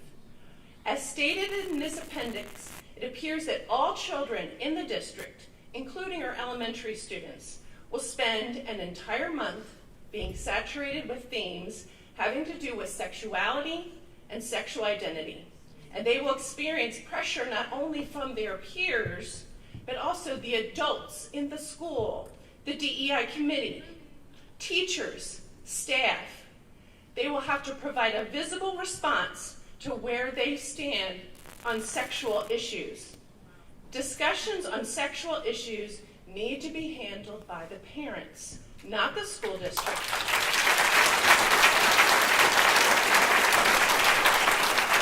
Our children should not have to show solidarity or form alliances on any issue, but especially those involving sexuality. That sounds too much like bullying to me.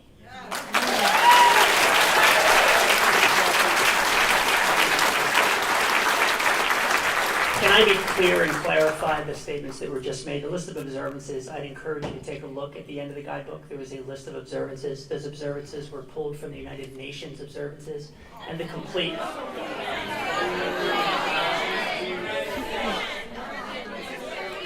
Let him finish, please. Please let him finish his comment. Please be respectful to Dr. Bowles. So the complete list of observances is there for families, so they can interact with the observances that they choose to highlight for their children. There is nothing that indicates that those are the observances that are going to go on in the schools, including the ones that were mentioned in October, as well as there is nothing in our curriculum that speaks to LGBTQ in any way, whether it be elementary school, middle school, or high school. I encourage you to look at our curriculum to make sure, even in our health curriculum, those things are not taught in our schools, no matter what the level is. So I just want to make sure that as we're speaking about topics, that we do have resources to make sure that we interact. Please reach out with questions that you have. Right? That's why these forums are valuable, to make sure that the information is provided to you that you're looking for, and that you are making sure that you interact with that. Thank you. Can I ask though, what is from the, if it's from the DEI guidebook and it describes activities that will take place in the school? It says it will be the focus of the district and building DEI activities each month. So at the top, I already have pride. The observances, there are two different pieces in terms of the observances, right? So the complete list of observances, the link is there on the guidebook so that families can interact with that. So that if they're looking for observances for whatever their nationality is, they're likely to be there if they want to highlight for them. So that is... So again, let me be clear that those observances are not what is happening in our schools, and that we are not... All right, Mrs. Walters, you can move on to public comment. Thanks. Mrs. Walters, you can move on to public comment. Thank you.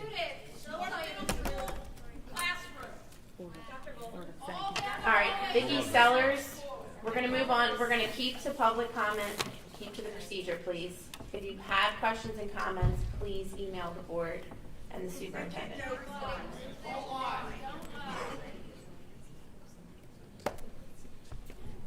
Hello, everyone.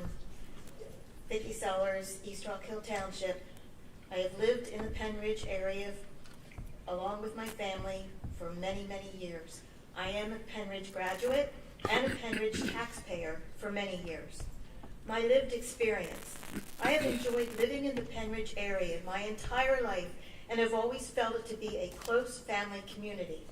Many of my best memories of Penridge are the community gatherings. Our community would gather together and have parades celebrating America, our town, and our veterans that fought for our country. Our community would gather together and have fun at our local town's carnivals and fireworks.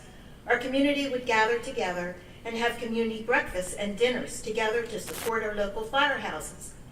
Our community would gather together and cheer our Penridge Rams football team, especially on Thanksgiving when we played the Quakertown Panthers, and they would steal our ram. I reference these events to highlight the word community And as a community, that's what brings us together.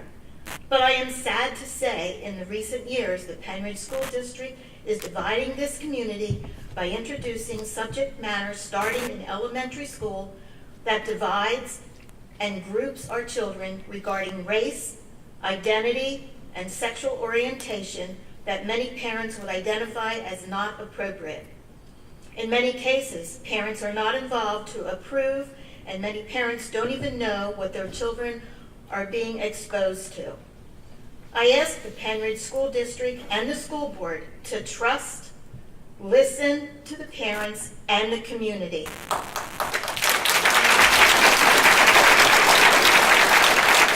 Please stop these social programs that the community did not approve. They are grouping and dividing our children and the community. Values should be taught in the home, and academics should be taught in the school. Thank you.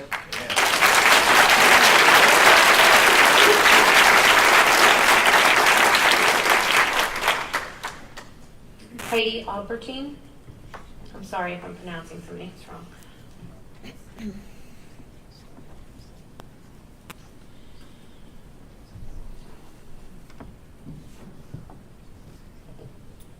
Good evening. My name is Heidi Albertine, Silverdale Borough. I've been a Penridge resident for over 30 years, attended Penridge as a child, and now my daughter is also in the school district. Before I begin, I want to take a moment to thank our school board and our administration for being willing to lead. In this political climate, it's not easy to unite a community when so many diverse viewpoints abound, as we've heard tonight. As a resident of the district for over 30 years, I have been proud to be a part of a community that, to my knowledge, has been warm, welcoming, and inclusive. However, as my daughter entered 5th grade at Seiler in the fall of 2020, I noticed that unexpectedly a diversity committee had started meeting regularly. I did not have opportunity to get involved. I work in healthcare and we were in the middle of a pandemic. One day, early in the June of 2021, my 5th grader came home incredibly upset. She said, "Mom, do you know what's up on the bulletin board at school?"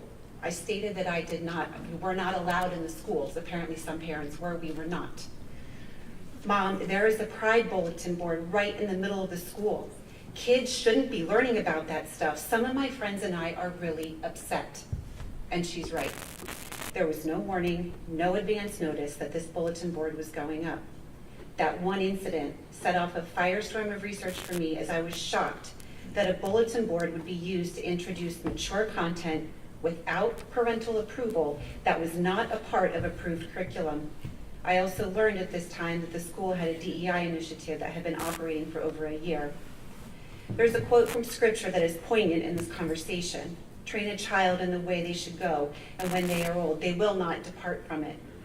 To the administration, the school board, you were hired and voted for on the assumption that you would do everything in your power to protect and educate every child within the district.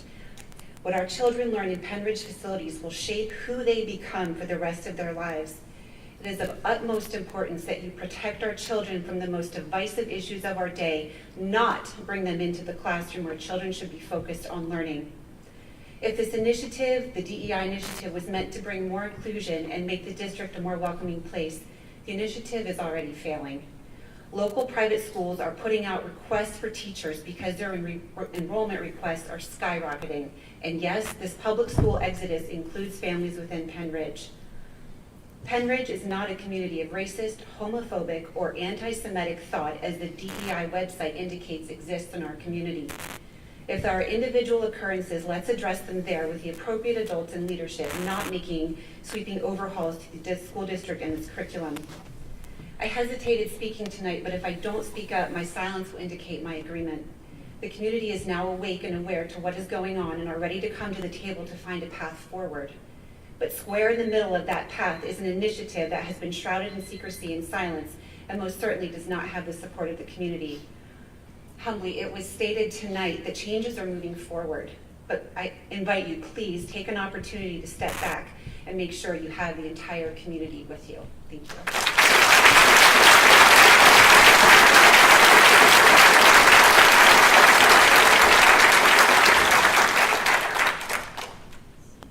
Carol Teleska.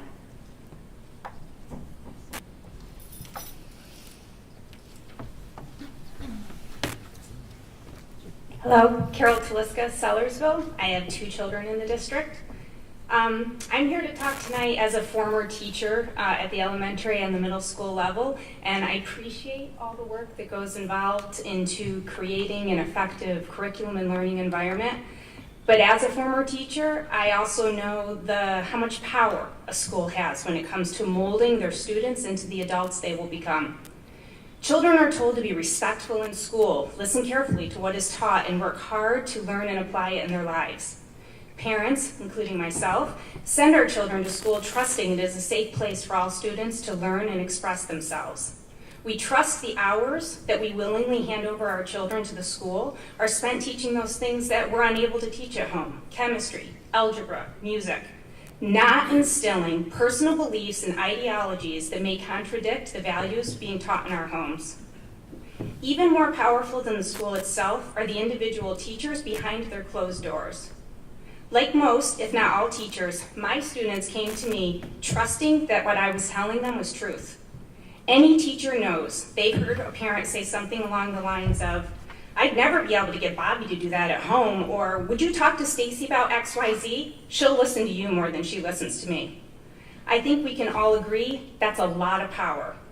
Now, as a parent on the other side of the classroom door, I'm very concerned about that power and feel naive about the blind trust I put in my children's schools.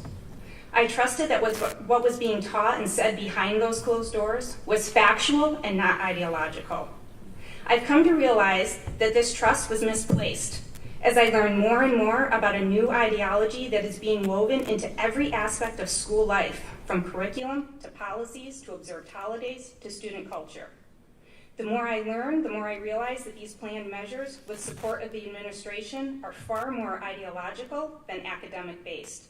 And from what I can gather, these sweeping changes to the curriculum and culture up to this point have lacked any community input other than from a very small group of hand-picked, like-minded individuals. I'm here tonight to stand with the others calling to halt this initiative. Per your DEI guidebook, the success of this initiative counts on the community doing their part. Well, I'm sorry, you can't expect the community to do their part when they've been left in the dark and are playing catch-up. I am one of the undersigned who recently submitted an extensive list of questions to the board. Before trust can possibly be rebuilt, they need to all be addressed. Thank you.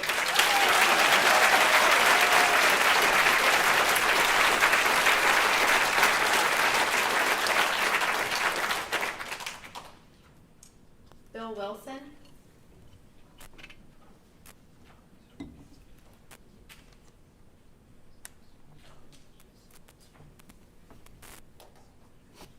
Hi, my name is Bill Wilson from Bedminster Township. I have a daughter who graduated last year, I have a son who graduated this year, and I have a son going into the 8th grade. We are a mixed-race family, and we are considering pulling my 8th grader from this school district. I hope I don't have to. Quick question for you guys I want you to think about. Has your DEI infused curriculum passed legal scrutiny? Anybody? Has it passed legal scrutiny? We are here, I am here to support the Civil Rights Act of 1964. Any attempt to teach our children that they are guilty based solely on skin color or a victim based solely on their skin color is a violation of our children's constitutionally protected rights and will not be tolerated.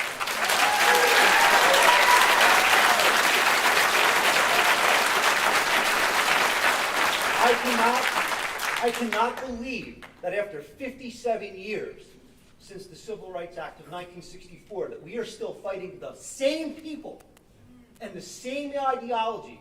If you look up history and you see what happened back then, it's the same exact people, the same exact ideology that opposed the Civil Rights Act of 1964. And here we are fighting for our most vulnerable citizens to have basic human rights. Martin Luther King Jr.'s movement was not just for the oppressed. His ministry and movement was also set so that the oppressor would change his heart, so that we could be a better country, unified country, as a nation together. We are paying attention, Penn Ridge community, and we are not going to allow curriculum that promotes racism in our schools.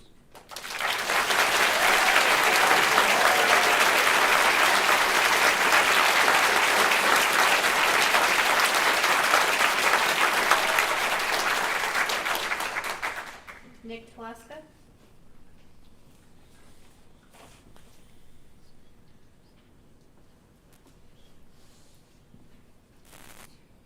Nick Taliska, East Rock Hill Township. Usually my initial reaction is like the maximum. I don't think this is uncommon. I hear good news, I hear bad news, and get upset about something, and it's only when my understanding kind of expands and inferences I may have made and assumptions I've cast prove to be false that I kind of reevaluate things. My emotions calm down a little bit. But it hasn't been the case with this DEI initiative, and the more I've learned, the more I've turned from more skeptical optimism to thinking that this is probably the absolute worst way to achieve some of the stated goals. I don't even know why I'm here, literally. I find the reasons given for the origination of the initiative lie somewhere between subjective and non-existent.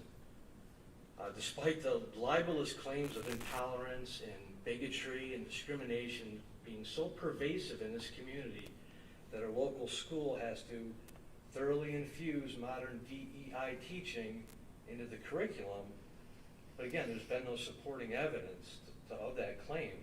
And I think a lot of people are bothered by that. I find the philosophy behind many of the concepts irrational. I find the methodology, this new pedagogy, to be at complete odds with the stated end goals. All I hear is differences, differences, differences, and all I see is division. And it's been commented on before, bending over backwards to highlight how different they are, but not at the individual level. It's highlighting how different the groups are that they belong to are from the other groups. And we can look at the list of observations. I think we all kind of inferred that those were part of the school-sanctioned observances. And I wonder, where are the observances to celebrate what unites them, right? I see, maybe some school spirit things, and that's great. They can all rejoice in the fact that they go to the same school. But below that, then we break them down and put them into their boxes of race, sexuality, and gender identity, and then we stop right there. And I think that's a huge disservice to them. And I know we don't think, or at least I know we don't think, that postmodern tribalism is the key to advancing respect for all people. But I'm still searching for where and how the kids get reunified in this curriculum plan before they pass through the doors for the very last time. And I haven't found it yet. That's it. Thank you very much.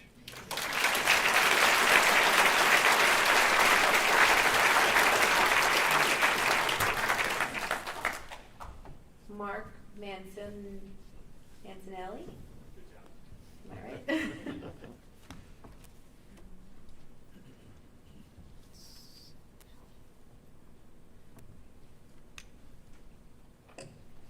Mark Mancinelli, East Rock Hill Township. I have two boys that are going through the school system. It's been good up until now. I had a big speech I was going to read to you guys, but after hearing everybody speak tonight, I think I'd just like to ask the members of the school board to remove these divisive Marxist policies from the curriculum immediately, or offer your resignation and step down.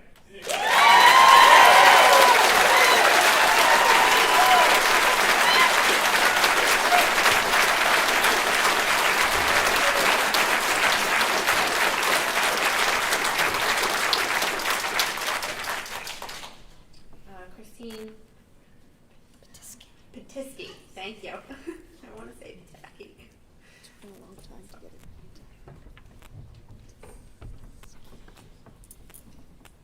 Christine Batisky, Hilltown Township. No parent wants a child to be bullied, ever. My disagreement with the district DEI programs and curriculum is not whether bullying should be addressed and dealt with appropriately, but whether DEI, an overreaching, highly political plan with very extreme beliefs, is the answer to that. And I just wanted to draw a connection to the science curriculum that I mentioned reviewing earlier. Going through the middle school and high school science curriculum, there was a general theme across it, teaching the scientific method, which is good. So it talked about asking questions, defining problems, modeling, analyzing and interpreting data, and that the scientific knowledge acquired is based on empirical evidence. So evidence acquired through observation or experimentation. And I just could not make the connection between that and what we've seen with the Seiler Bulletin Board, which I understand is not curriculum, but as we heard from a parent, it was clearly seen by her child. And the activity pack for Pride Month for grades 1 and 2, I mean, these are 6 and 7-year-old kids, states people can be boys, girls, both, or neither. And it just seems like such a confusing message to our children, to have them exposed to that as young children, and then later try to teach them the scientific method. Thank you.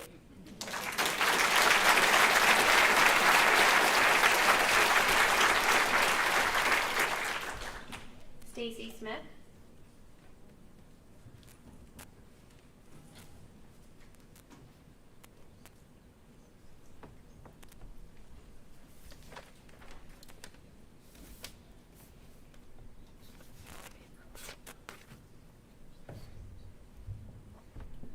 Hello, Stacy Smith, Purposey Borough.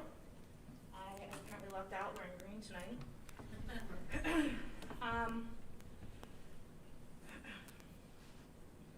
I am deeply saddened and appalled at how a lot of members of this community are reacting. Hey, folks, let's be respectful.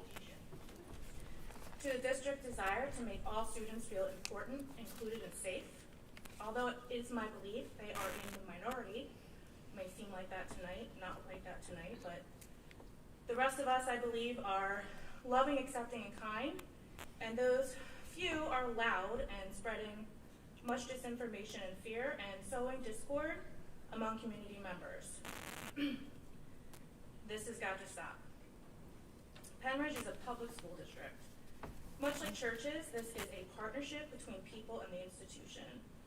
We help our kids with homework as a way to expand their learning experience, and the schools help us instill positive values, extend familial beliefs, and encourage a sense of identity. As they say, it takes a village to raise a child. Now, diversity, as they say, is having a seat at the table. Inclusion is having a voice, and equity is having that voice heard. That's all. I think everyone's reading way too deeply into this. There really is no ulterior motive or secret plan. Not everything is a conspiracy theory. A diverse, inclusive environment is good for all of us.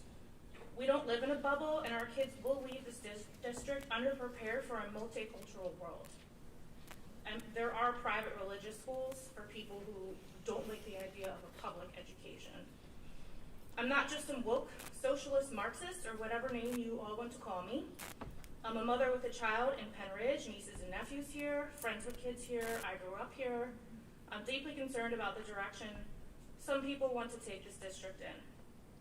To the volunteers on the Penridge DEI committees, I thank you for offering your time, energy, and talents to help all of our children, including the ones whose parents may be belittling your efforts.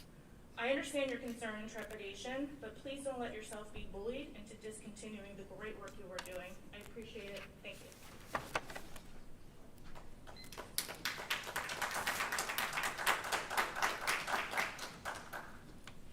Liz Deal.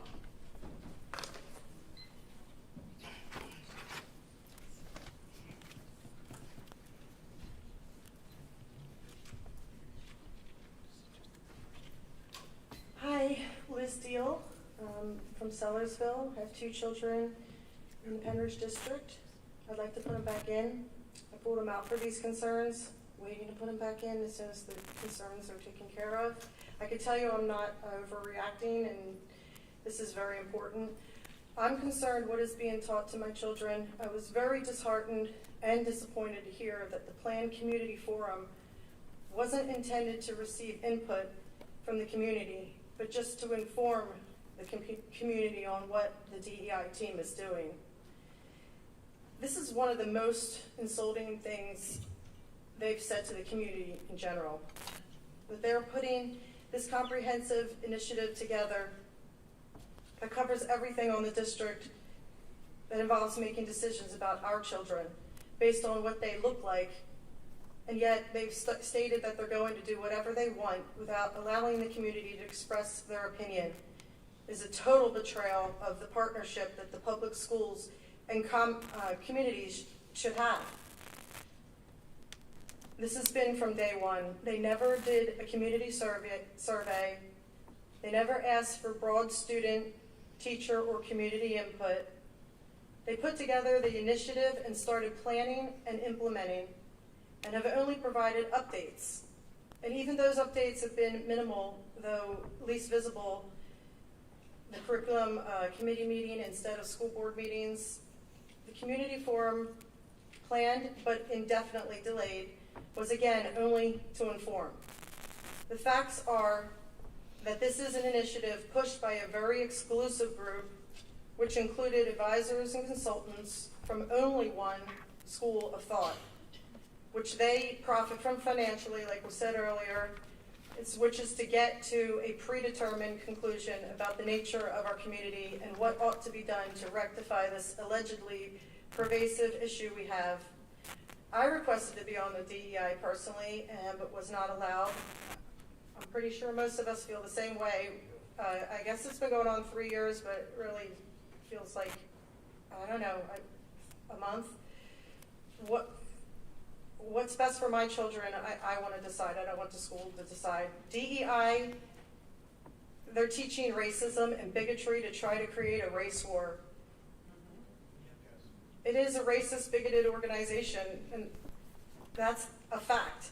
We can't teach discrimination. We can't teach that you judge people by the color of their skin. I can't allow my children to be in an environment like that.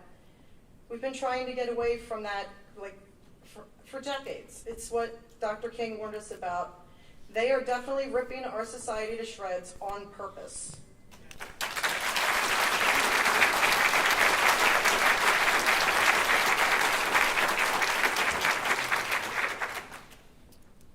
Okay, I have 4 more names here. They do not have a topic to discuss, but Cheryl Caviello,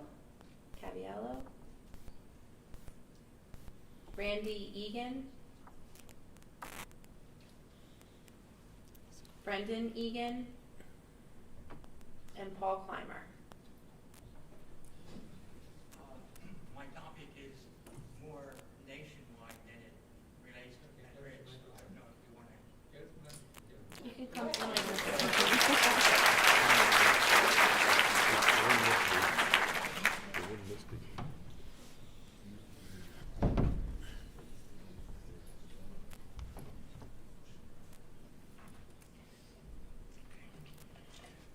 Dr. Bolton, school board members.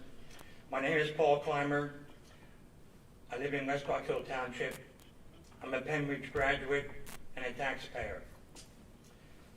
A dark cloud of betrayal of our traditional family values is looming over our country. Subtle and insidious forces are attempting to dim the lamps of freedom and liberty. In so doing, our fundamental rights of freedom of speech and freedom of assembly and freedom of religion are also under attack.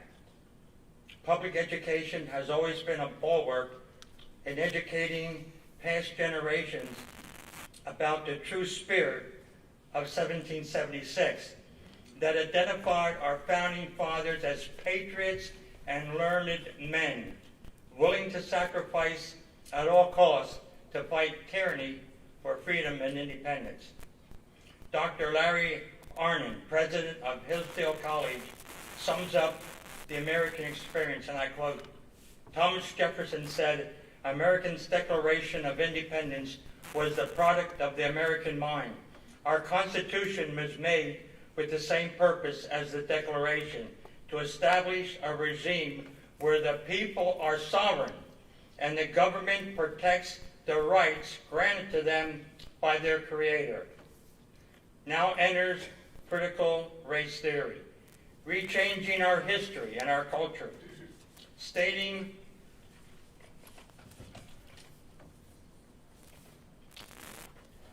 that our founding fathers were racist. Our police need to be feared, snitch on parents, oppose the nuclear family, espouse anti-Semitism and also anti-Christianity. White people are privileged, and so the false accusations continue. The results of critical race theory are predictable. A radical socialist government where freedoms are denied, where poverty and inflation and breadlines and obedience to the elitists are to be followed.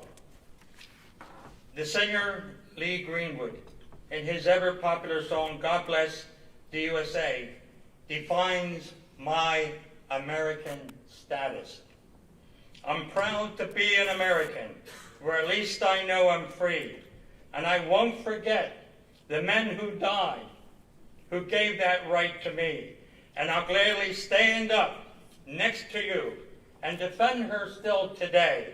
For there ain't no doubt, I love this land. God bless the USA.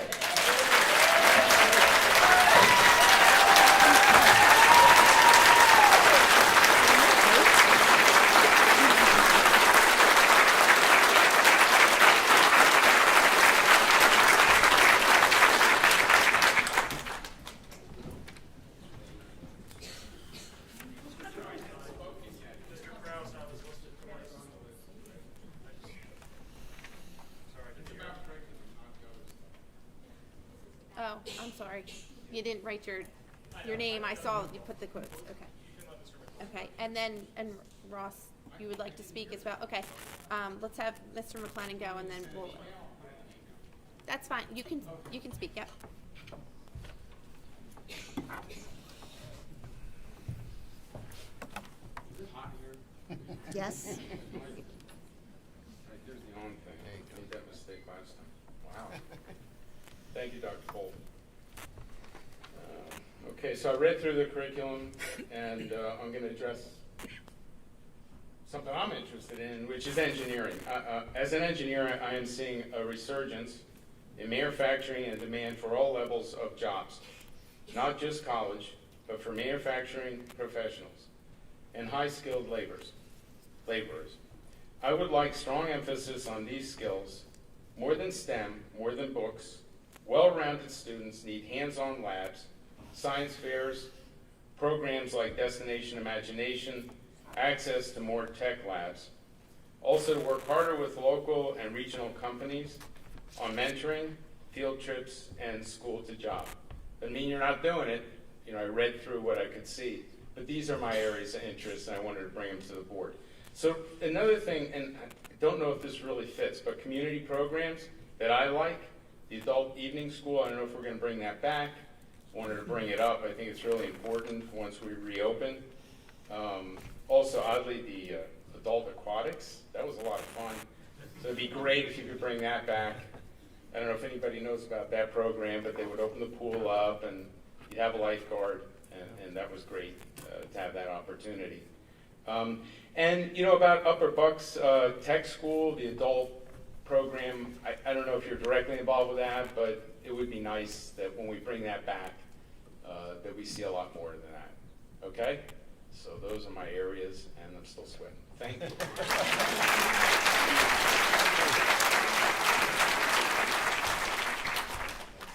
Mr. Bedelia? Are we going to salute to the flag? Was that missed in the minutes? We do that with board meetings. It's on the paper here. We're in the curriculum. So, We're in the curriculum. hold on, sir. So for committee meetings, we don't open with a salute to the flag, and that is how we've run committee meetings for as long as I've been in Penn Ridge.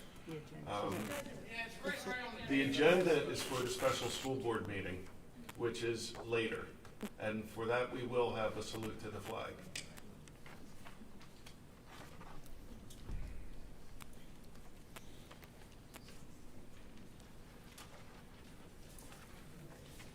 David Oyen, Percy Borough. I'm not going to read everything I had here because a lot of the community members pointed out, but I hope what this board and what the district is hearing tonight is really what I heard in the conversations on DEI meeting that we had, which the members of the DEI committee, the individuals that were involved with it, all said we were completely surprised by the feedback from the community. And then everybody in the community, the small portion of us that was invited, said, we feel like we have no idea what's going on, okay? This is 3 weeks. 3 weeks that I took spending so much time to just at least let the community know what's going on. Because for me and my family, we felt like we didn't really know what we were committing to by bringing our children to the district, okay? And so I had to do all this research. The community should not have to go through this many hurdles, spend hours and hours. No, we get it. Nobody watches the committee meetings as much as the school board meetings. But for the DEI initiative, which is constantly said it's not a curriculum, it's not curriculum, to only be presented in the curriculum meeting makes no sense. Okay? I've heard several times from members of the district, the DEI team, and the board that we need to have people to sit at the table, to engage in dialogue, to have the conversation. One of the DEI team members said we should go through, the community should have to go through the training that's in the DEI guideline book before we can have a conversation. The reason why there's a conflict and division here is because the district went about this the wrong way.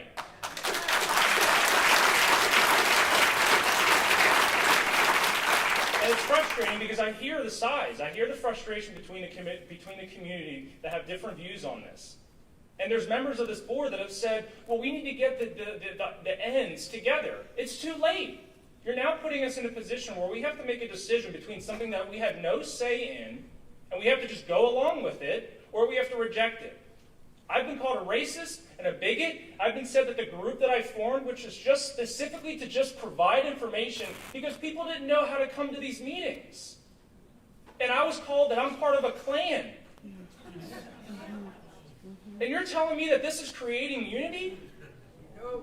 By the way, the individual that took the picture is probably the person who said that to me, and we need to take a look at the video and understand who that person is because I want to press charges for him for taking pictures of us with who knows what he's doing.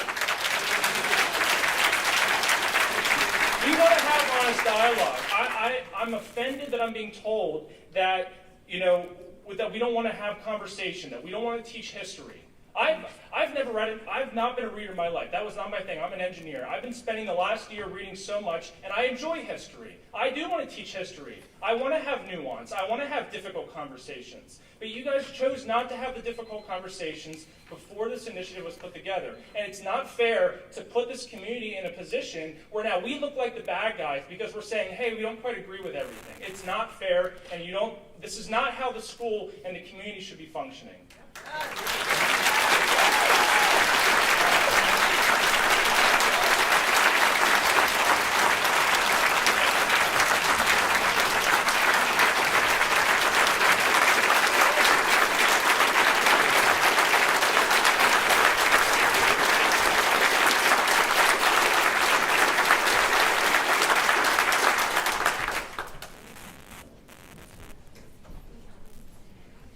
That is it for the public comment sheet.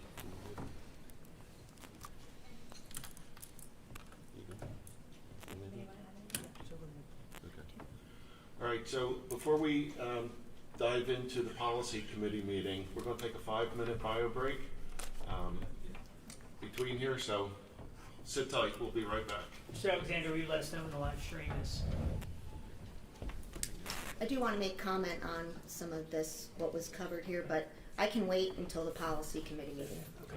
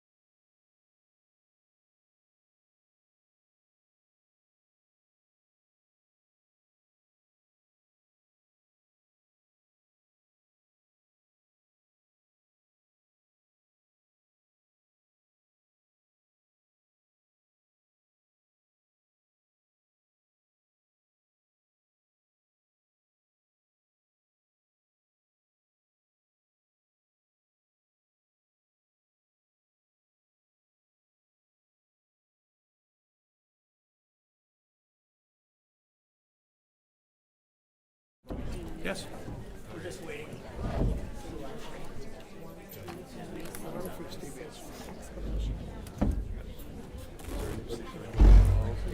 All right, if you're staying for the policy committee, I'd ask if you to take a seat, please. We're going to get started as soon as the live stream is ready.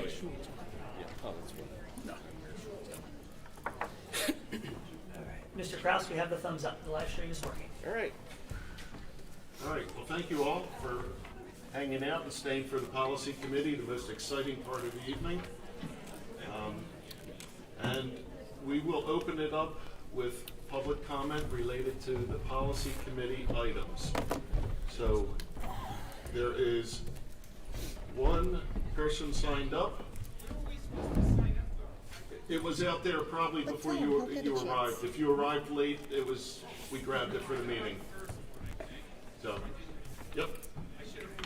Okay, so I have Janelle Montagne on policy committee items. Yeah. Oh, me? Jen? Well, I can now, or, I mean, when do you want me to provide? I guess I can provide it now. All right, can you hold for just 1 second? Sure. Go ahead. Okay. Where's yours, Jen? Okay, so I just wanted to bring everybody back together and maybe offer what I believe, what I think that I have been hearing from everybody. And what I've heard mostly is just a lack of balance, a lack of transparency, a lack of involvement from the community for something that, in my mind, is really its own comprehensive plan. The school district every year has a comprehensive plan that covers soup to nuts, everything that you can imagine. We have to do that every 3 years. There are individual things in there, like maybe reading goals or something like that. The last comprehensive plan we did had a goal in it labeled diversity, which I said earlier tonight, diversity is a noble goal, and that's one of the things that public schools can provide really well. I'm a product of public schools from kindergarten through college. I know what it can do. I didn't grow up in a family that had, a lot of means. So for me, public school, one thing that it did for me, I rode on an airplane for the first time in my life because of being in the marching band in a public school. It gave me that opportunity. So I think that we can teach children diversity, and we should. We should expose them to whatever we can expose them to. But as some people have pointed out this evening, the DEI initiative has gone in a different direction, and it became a lot more sweeping than we board members. People say, well, you approved a goal of diversity, and that's true, we did. But we were thinking exposing children to diverse historical figures, cultures, you name it, that kind of thing.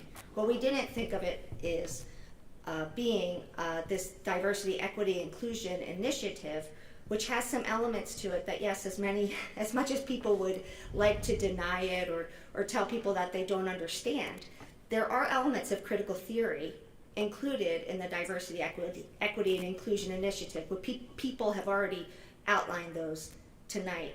So one of the first things I want to do is just to maybe, people are saying, and Dave Badillion got to this point at the very end, is that now the people who are expressing upset over this are being made to look like the bad guys. And we did that. The school district, I believe, we did that by not having people involved.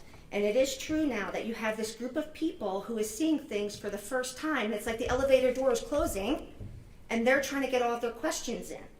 This is something and they're expected to digest it in the space of maybe 8 weeks. They heard it for the first time June 1st. And we're at, I don't even know what, August 1st. So it's 2 months that these people had to look at a year and a half worth of work. So when people say, why are people so upset and agitated, that's one reason why. Because they're having this all thrown at them. And it's things that, had we had proper discussions, there wouldn't be such a big fight.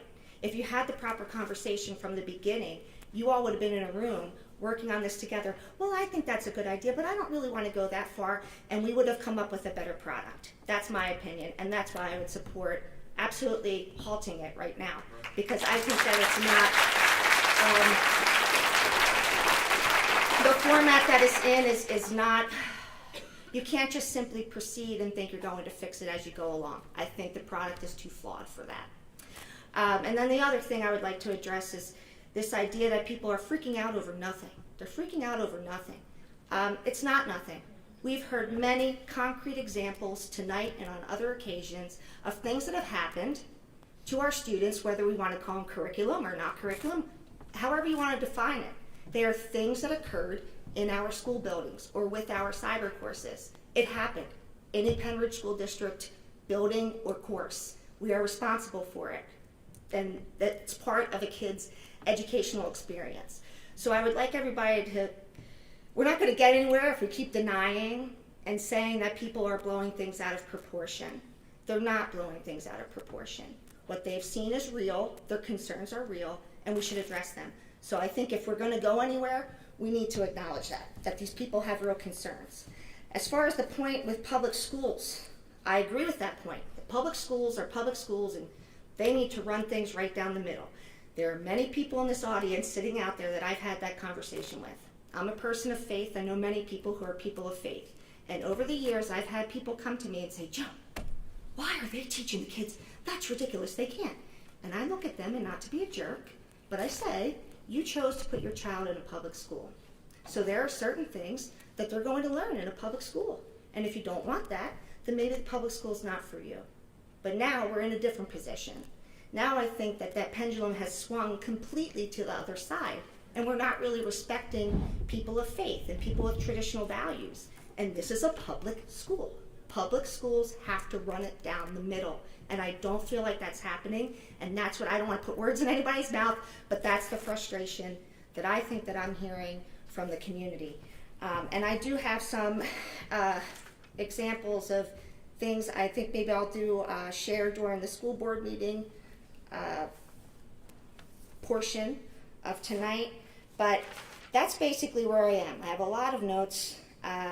We didn't properly acknowledge the concerns. We didn't have balance. We talk about doing things that are best practices, but my question is, who determined what those best practices are? Because there's not a lot of studies that show that these programs are good for actually accomplishing the goals that they set out to do. One big thing that's important to me, school districts are not places to make activists. And I see that a lot in our content. And it's just simply unacceptable. And so everywhere that we have something like that children are going to be encouraged to be activists, even allies, which is a really nice word, but it's a word that's now being used to mean that you must go out and show, prove, and that is activism. When you use ally in that way, that is activism, and that is not appropriate for a public school. An anti-racist, that's another, it's a term that's from critical theory, and it's in our DEI. And to be anti-racist, the whole idea behind that is it's not good enough to just not be racist. Well, that's how we were all raised. I think it is good enough to not be racist. Anti-racism is another word that means that you have to be an activist, that you have to show. And we can never compel speech in children. You can't compel speech in anyone. That's your right as an American. And I feel like we're crossing the line into pressuring, as I think Mrs. Badillion pointed out, that you're crossing a line into perhaps making children feel like they're compelled to state their positions on things that are very adult issues and just shouldn't be in our schools. So I think we need to start back from the beginning and do the process in the same way that any comprehensive plan would have been done, which is to have a committee organized from the beginning, to have goals and have everybody involved, and then you put something together and you can approve it or not. But I don't think that we can proceed the way we are.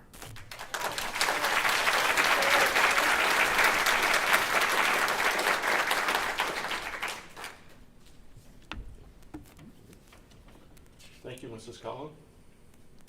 Okay, back to our regularly scheduled program. Sorry. Policy Committee, and Ms. Munn, take me.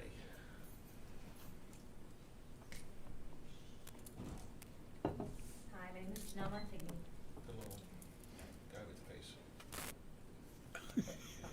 Hi, my name is Janelle Montigny. I live in Hilltown Township and have 2 boys attending Silo Elementary.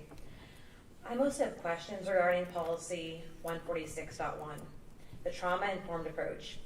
It clearly states culturally responsive practices that focus on identifying, valuing, and integrating race, social class, ethnicity, culture, age, gender, identity, sexual orientation, religion, ability, languages, heritages, and experiences of all students and staff to ensure a supportive school climate and community. And my first question is, how does the district intend on utilizing characteristics of students, such as race, religion, and social class, to identify trauma? Will the district be stereotyping? How will the district be identifying characteristics of students, such as religion? How will they know? Will this information be tracked somehow? Regarding the threat assessment policy and practices, how is a student's background used to appropriately assess behavior? Why does the screening section, which mentions implementing screening tools on students, state obtaining parental consent where appropriate? Parental consent should be required for any trauma-based screening of students. And unrelated, I have a side note that I wanted to state. Someone spoke earlier and said that there was just a small group of loud people opposing the DEI initiative. We started Pembridge for Educational Liberty approximately 3 weeks ago.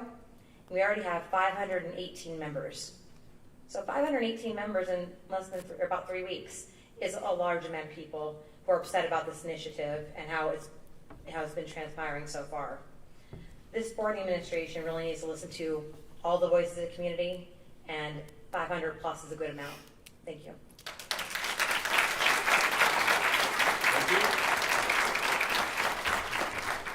There's nobody else signed up for policy committee comments. Is there anybody that would like to speak on an agenda item?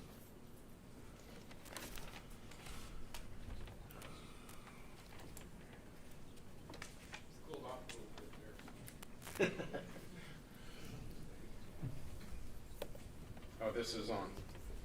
I read through the policies and a lot of good new work that you're doing here. Happy with.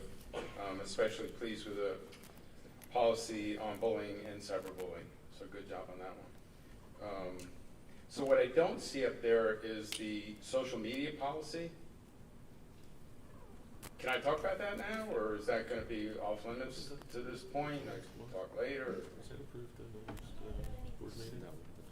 That's not on the agenda tonight? No, it's not. Right.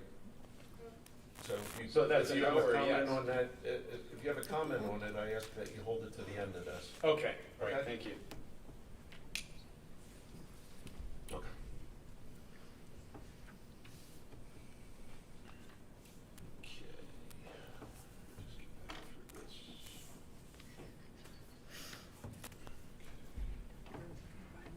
Yep. All right. So, Dr. Dar, would you walk us through these policies and the changes? Yes, I can do that. Yep. I just want to point out, first of all, that as it states, item number D, 236.1, threat assessment, that is a new policy, so it's completely new. And that is recommended for legal liability. We are required to have a threat assessment team. Every district is required to have a threat assessment team in place by the start of the 2021-2022 school year. So this policy is recommended for legal liability. So I don't know if you want me to bring that up and you want to go through that policy, because then a number of the other policies, there are there are 6 policies, 146.1, 218.1, 218.2, 247, 249, and 805.2 that have minor updates to include that threat assessment language. So, Dr. Dar, maybe for the benefit of the audience here tonight, I'm used to having 1 or 2 people attend the policy committee, so this is really good. Maybe you could give us the 2-minute overview of where policies come from and, why we have certain policies and, who recommends them? How do they get before the board? Right. Okay. So policies come about when there are changes to any of the regulations or laws regarding school districts, public school districts. And when those regulations change or new initiatives are introduced through law, then the PSBA, which is the Pennsylvania School Boards Association, works to develop draft policies for the school districts to implement. And then they tell us if those policies are recommended for legal liability reasons, if they're just recommended policies that you don't have to implement. There are sometimes we get policies like that. So this is one of those policies that there were changes put into place that all school districts, public school districts, need to have threat assessment teams in place. And that is to monitor, any threats that would come to the district through students or community. And if a student would make a threat, then there's a process that we need to follow and do a threat assessment. So to help with that, I'll guess at 95 to 99% of the content of these policies is based in law. Yes. And it's written by the PSBA and sent to us. Yes, and their legal team reviews everything, so it goes through their legal team. And that's why you see a number of citations. You'll see numbers and all of the citations to all of the legal references that are in those policies. Thank you. You're welcome.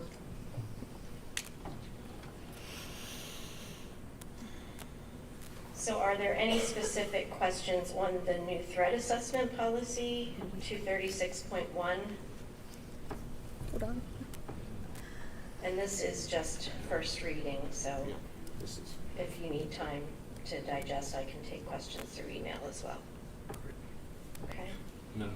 Board members? And that really answers Mr. McClellan's question, which I guess I'll ask later on in that, because the difference between first read and second read, right? This is just a public posting and description. There's no legal action happening tonight, right? So then what will happen is if these policies then are okay as written to be considered by the board, they will show up in August as a first read.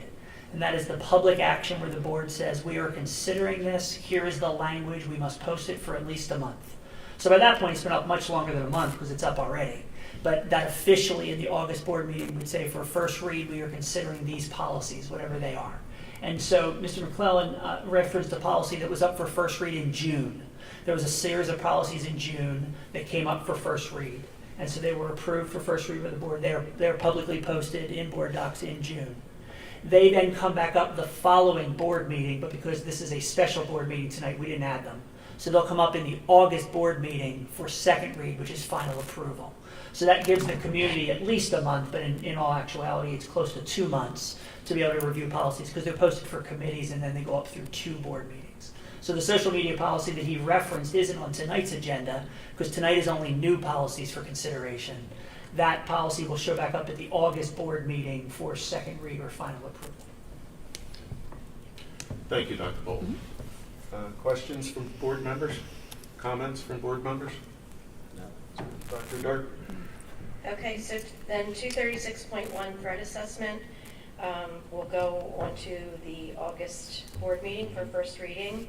And then those other policies that I referenced all just have a paragraph updated about that threat assessment team. So that was A, B, C, F, and G. I, 805.2, school security personnel has updated language about the threat assessment team and then also some updated information regarding background checks for school police officers. Dr. Dirk, could you call up one of the policies? You were just talking about it. Why don't you call up 805, right, the 805.2, so that we can at least get a sense so those people are reviewing these, they can see what's new and what's changed. So if you scroll through that, since this isn't a brand new policy, anything that's in black is in the existing policy. This policy, if you look at the top, was last revised in February of 2021.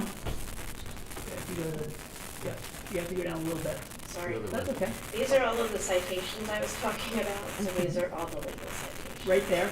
If you see that, you see the initial adoption date. So this was initially adopted back in 2019, which means that's probably when PSBA wrote it initially. And it was last revised in February of 21. And so there's been a revision fairly recently. We'd have to go back and look to see what that revision is. As you now scroll down, you'll see things that are in a different color. They're either going to be in green or red. If they're in green, they are brand new language, and the citations come with it. So I'm looking at number 6. Yeah. So number 6 is the first thing that's new, and you'll see citations 10 and 11 at the end of that. They go back to the beginning, and they would tell you which law caused this change for lawyers to say, oh, you need to put this into your policy. And that new language was there. There are some times when they change language. I'm not sure in this policy that happens. If they change language, they would cross it out in red and replace it with green. In this case, this policy only has new language, so it's all green. But there will be times where you see red, and red is a change, which means the existing language is being adjusted. And again, those citations will tell you that. Okay. Just wanted to give that view since it's going to be the first time people are actually looking at the policy. And then this is a section on background checks that was added. So any questions about A, B, C, F, G, and I? Was 146.1 the one that came up in conversation? Yes. Yes, that's the trauma-informed approach. I can go to that conversation. Thank you.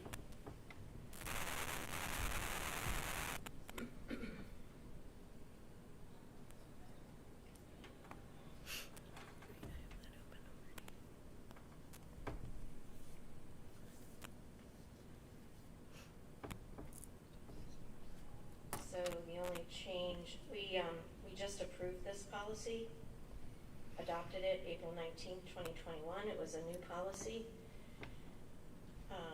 that was just approved, and now we have this update about the threat assessment. So nothing else has changed in this policy.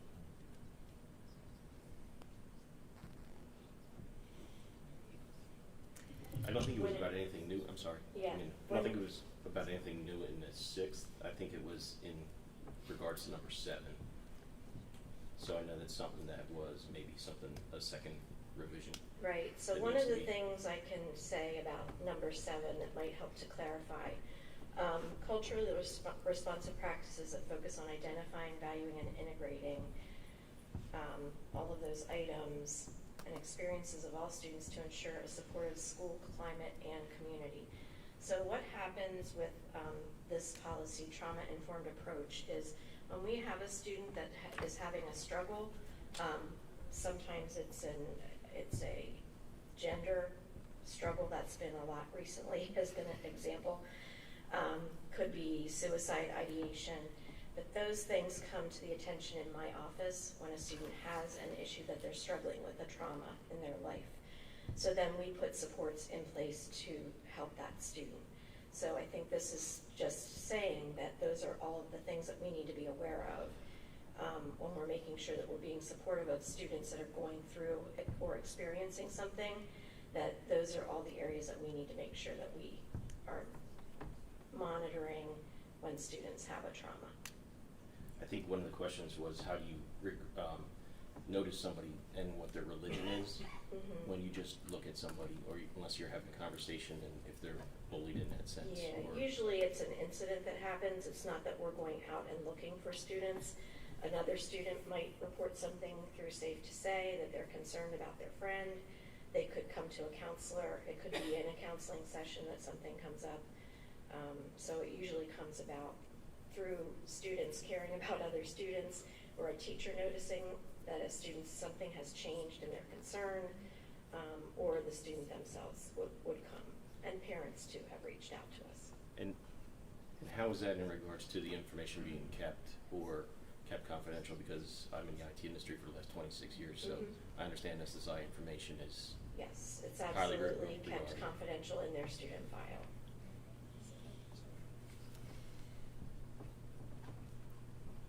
Is there a more, a simpler way of stating that you're going to support every student or offer a supportive school climate and community without having to list out those things that you're going to identify? I mean, when you list things, it can be limiting. And given everything that we've heard tonight and recently, I think this culturally responsive is an issue.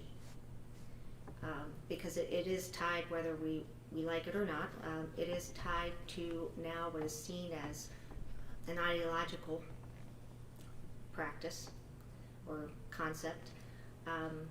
And I think there will be discomfort with people with thinking that we are going to focus on these characteristics that identify students, because even if someone comes to me and I recognize, a certain, that I know that they're a certain religion, that am I going to make assumptions about how that, I'm not comfortable with people making assumptions based on an identifying label of any sort.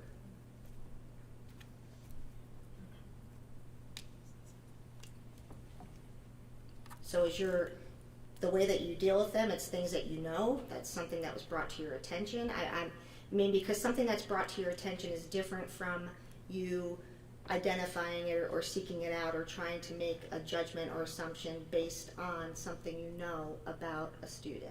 I don't know if the distinction to me The is context of this policy is that there's a student who is in crisis, and that you're trying to get at root causes of how to support that student through that crisis, and that there is some level of trauma, is the word that is being used now, and that's defined at the top of page 3. And so I think the point of the authority section, the 1 through 7, is to talk about all of the different things to consider once you are dealing with a student. It's not to look for signs of, it's not to be looking through and saying, there's an ethnicity, and so we need to be careful about trauma within that ethnicity. It's the student and how you might be able to support them and these things to consider. Now, this is like Dr. Durr pointed out, this is a very new policy, so one of the things we could do is look at how other school districts, because there will be lots of school districts who would have adopted this in about the same time frame, because PSBA sends it out to all the districts in Pennsylvania. So we could look to see whether there are other language adjustments that were made that perhaps we could consider and bring back. I guess the question I would have is, should we just wait, or should we act on the threat assessment piece? Because it's not really the green part we're talking about, which is why it's up on the agenda tonight, around the green agenda. I'm going to suggest, if it's okay with the board, that we just pull it, and that we look to see about language around 7. We can always bring 6 back. Now, the question I have, Dr. Durr, sometimes I make those cavalier statements, and we have to have this in place by the first day of school. And so I always look to you to make sure that we can pull it and we're not going to get in trouble by the PSBA, please. Yeah. So we're fine. Okay, so why don't we pull that, we'll do some digging into language of 7 and then bring it back. Okay? Thanks. Sounds good. Thank you. Okay, then, the other policies are 236 I didn't do that one, sorry. 246, school wellness. There are no changes to this policy. It's just a review only so that we can make sure that we keep it current. So we have no changes to that policy. And then 805, emergency preparedness and response. The only changes on that policy are some updated citations. So there's no change to the language in that policy. Any questions on those? Everybody okay? Yeah, let's go. All right? Good. Okay, that's everything. Okay. So if I heard correctly, we'll move everything to first reading minus 246.1? 146.1. 146.1. Yep. Okay. Yes. Okay. Thank you very much. Thank you. Okay, and that returns us to public comment. Mr. McClellan.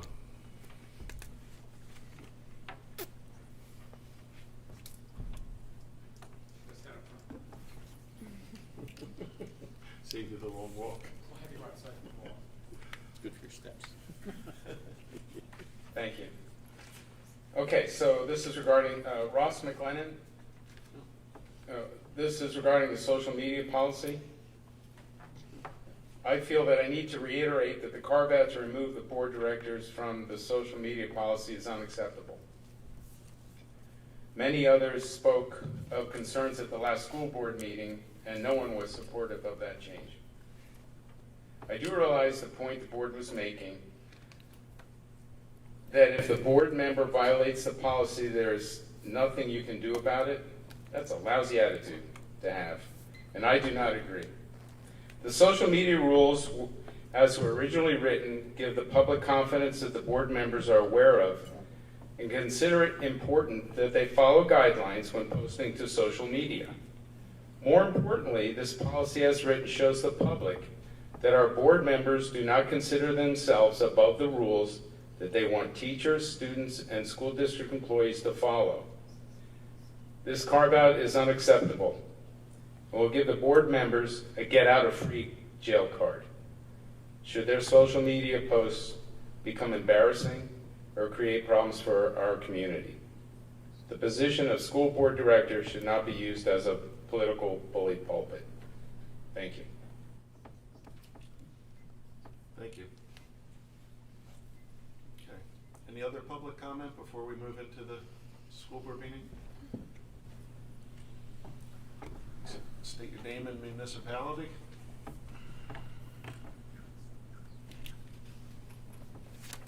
Jordan Blomgren, Hilltown Township.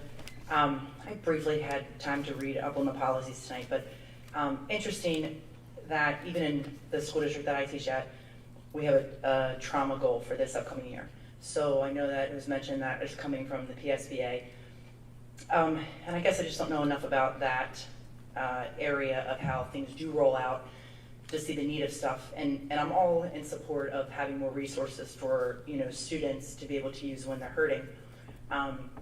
But parts of the policy that I was looking at was, it says that there'll be like a threat assessment team. So questions that I have would be like, how is that team assigned?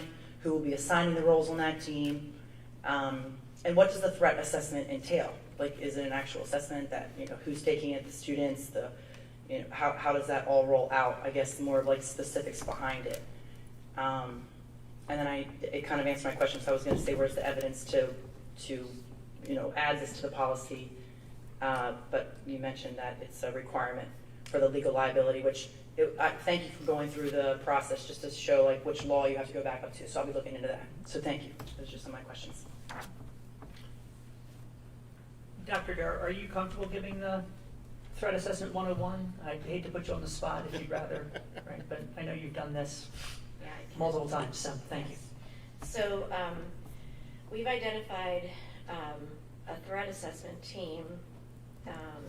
Some members have had training.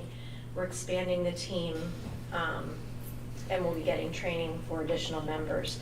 But our threat assessment team consists of school psychologists, social workers, school counselors, myself, and some of the security members that have been trained in the threat assessment process. And part of the process, well, it's a pretty intensive process. So it involves when a student makes a threat, the student is brought in, the student is interviewed. There are different threat levels. It could be a transient threat, which means that it's not as serious. There are different levels of threats that you classify as you go through the decision-making process of the threat assessment. Part of the process is that parents are notified right away, and we go through that process to determine what kind of a threat it is. If it's an immediate threat, absolutely, then the first thing is that the superintendent is notified, 911 is called, and we decide what we need to do with the student population that is affected. Is it a building evacuation? It just depends on the nature of the threat. So it has to be taken seriously. We have to interview the student. We look at all kinds of factors. If there's been any history, if the student's going through any struggles currently, what their social emotional well-being is like. So that's sort of a quick overview of the threat assessment process. Am I remembering correctly that the assessment itself was developed by the Secret Service? Is that where it came through? I don't think that the one that we're using, no. Okay. There are a bunch of threat assessments out there, but the one that we're looking at is an evidence-based validated assessment. Thank you.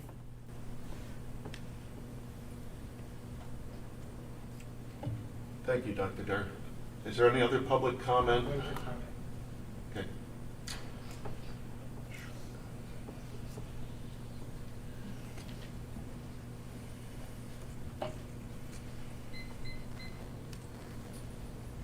Edward Rackhouse again. I'd like to comment about this threat assessment and weapons. In the Parkland School District, they had a new policy about discrimination. They're treating the minorities improperly, and they had this boy for a number of years. He was making threats, putting guns to girls' heads and stuff like that. And eventually he came. They had all the social workers and all going to talk to him and everything. So finally he came and shot up the school and killed a lot of people. So if the school doesn't have a policy where you have armed people, or you trust teachers or administrators or someone armed in the school to actually is willing to defend the children, you have a problem. Schools have a lot of threats, terrorist bomb threats, and schools evacuated. Children maybe don't like they're having exams and stuff. Multiple threats. So making all kinds of assessments. They don't even have capital punishment for murderers. There's only capital punishment in effect for innocent people. And this Black Lives Marxist Matter thing threatening all white people and everything like that, burning down buildings and all like that stuff. People publicly making previous school board member was in one of those marches and stuff. So this we can talk all we want. They have years and years where this boy did all this counseling, but if you're not willing, if the policies come down, you're not willing to disarm the person, prosecute them so he doesn't have the right to get weapons and stuff like that. This is all a joke. So if you're doing everything for legal liability, the thing should be done to really protect the students. Like these students complained about the student. It's not a secret that he was a threat that they knew to come back. So then they have it's like a legal thing that you got to stay 1,000 feet away or what like that. But if you're not going to enforce anything, and the kid gets away with terrorist threats, putting guns to girls' heads and threatening them, oh, I'll kill your teachers or your friends and all if you don't put out for me. Not every child is perfect, and they're not stupid. And if you're not willing to stand up and you're not willing to allow school security people to be armed, or teachers who are trained in military training, or to actually protect students, this is all a joke. And just a way of making money. Oh, we'll hire more counselors. But none of the counselors have the authority and are willing to actually protect somebody. It's a joke. Thank you very much. Thank you. Okay. Last call. All right. With that, we'll adjourn the policy committee meeting, and we'll move right into the special board meeting. Okay. We still live? Yes. We're still live. Okay. All right. So I will call the special board meeting to order. And with that, we will salute the flag. I pledge allegiance to the flag of the United States of America and to the republic for which it stands, one nation under God, indivisible, with liberty and justice for all. Mrs. Chenoweth, will you please call the roll? Sure. Mrs. Vanis Clemens. Mr. Cormack. Here. Mrs. Cullen. Here. Mrs. Dolan. Mr. Gerhart. Mr. Kraus. Here. Mr. Rice. Here. Mrs. Walters. Here. And Mr. Wurs. I need to indicate that both Ms. Vanis Clemens and Mr. Wurs did respond that they were here to your roll call. Okay, great. Thank you very much. Okay.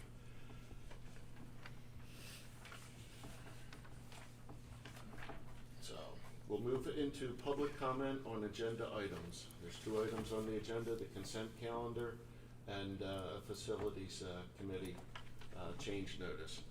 So is there anybody that would like to make comment on those items? Okay. We'll move right in. All right. First is the consent calendar, and I'd like to make a motion to approve the consent calendar listed as items A and B. Second. Seconded by Mr. Rice. Questions or concerns from board members? No. Hearing none. All in favor? Aye. Aye. Opposed? Motion passes 7-0. 7-0. Right, Had to get my count right. Okay, so the next item is a Facilities Committee item, and it's approval of a change order. So I'd like to make a motion to approve change orders for West Rock Hill Elementary School Circulation and Parking Project. And I'm going to read through them, so hang in there. Listed as items A through I. A is remove and replace additional sidewalk at proposed entrance, including excavation for gas main relocation and provide full depth stone backfill. B, add under drain system to southwest parking area. C, pave play area, water mitigation plan. D, remove and replace existing asphalt on walkways leading to asphalt playgrounds.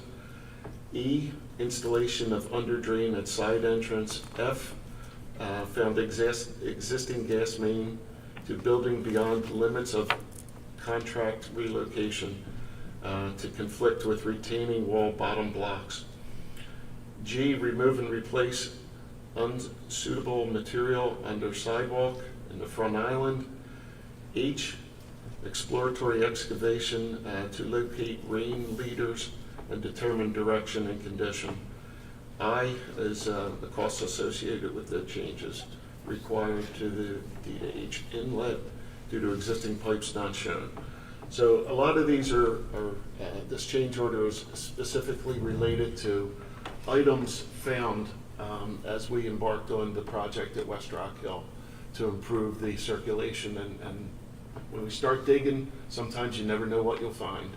So this motion is to approve those change orders listed as items A through I. Second. Seconded by Mr. Cormack. Questions and concerns from board members? I was just gonna mention it's about $130,000. Roughly. Roughly. Yep. and we did have the, what do you wanna call it? Contingency. Contingency. Yeah, we had a contingency on this project. It just wasn't enough to cover this change order. So that's the reason for this. Okay, all in favor? Aye. Opposed? Motion passes 7-0. Okay. I will move into, is there any, the next Facilities Committee meeting is scheduled for Monday, August 9. I apologize, I have notes all over this from people who were speaking, so it's kind of hard to sort through to get to the agenda items. Old business, is there any old business? Guess it is an item of old business. I did want to talk about that statement that's on the DEI website front page that I think was mentioned in a public comment. I do find that statement kind of sets a tone right from the beginning about our community that I don't think is a fair assessment of our community. When you outline things like that, list them by name, it seems to me to indicate that that those things are very prominent in your community, and that doesn't describe Penridge to me at all. And so I would ask, even if we don't do anything else tonight, that we agree to remove that statement from the website right now, because to me it's a conclusion that didn't have the right kind of investigation beforehand to see if that was something that really applied to our community. So I don't know how you do it, if we have to make a motion, but I would move that we would strike that right off of our DEI front page so that we can start all over again and really, give the community a fair shake before we would put something like that out on our public website.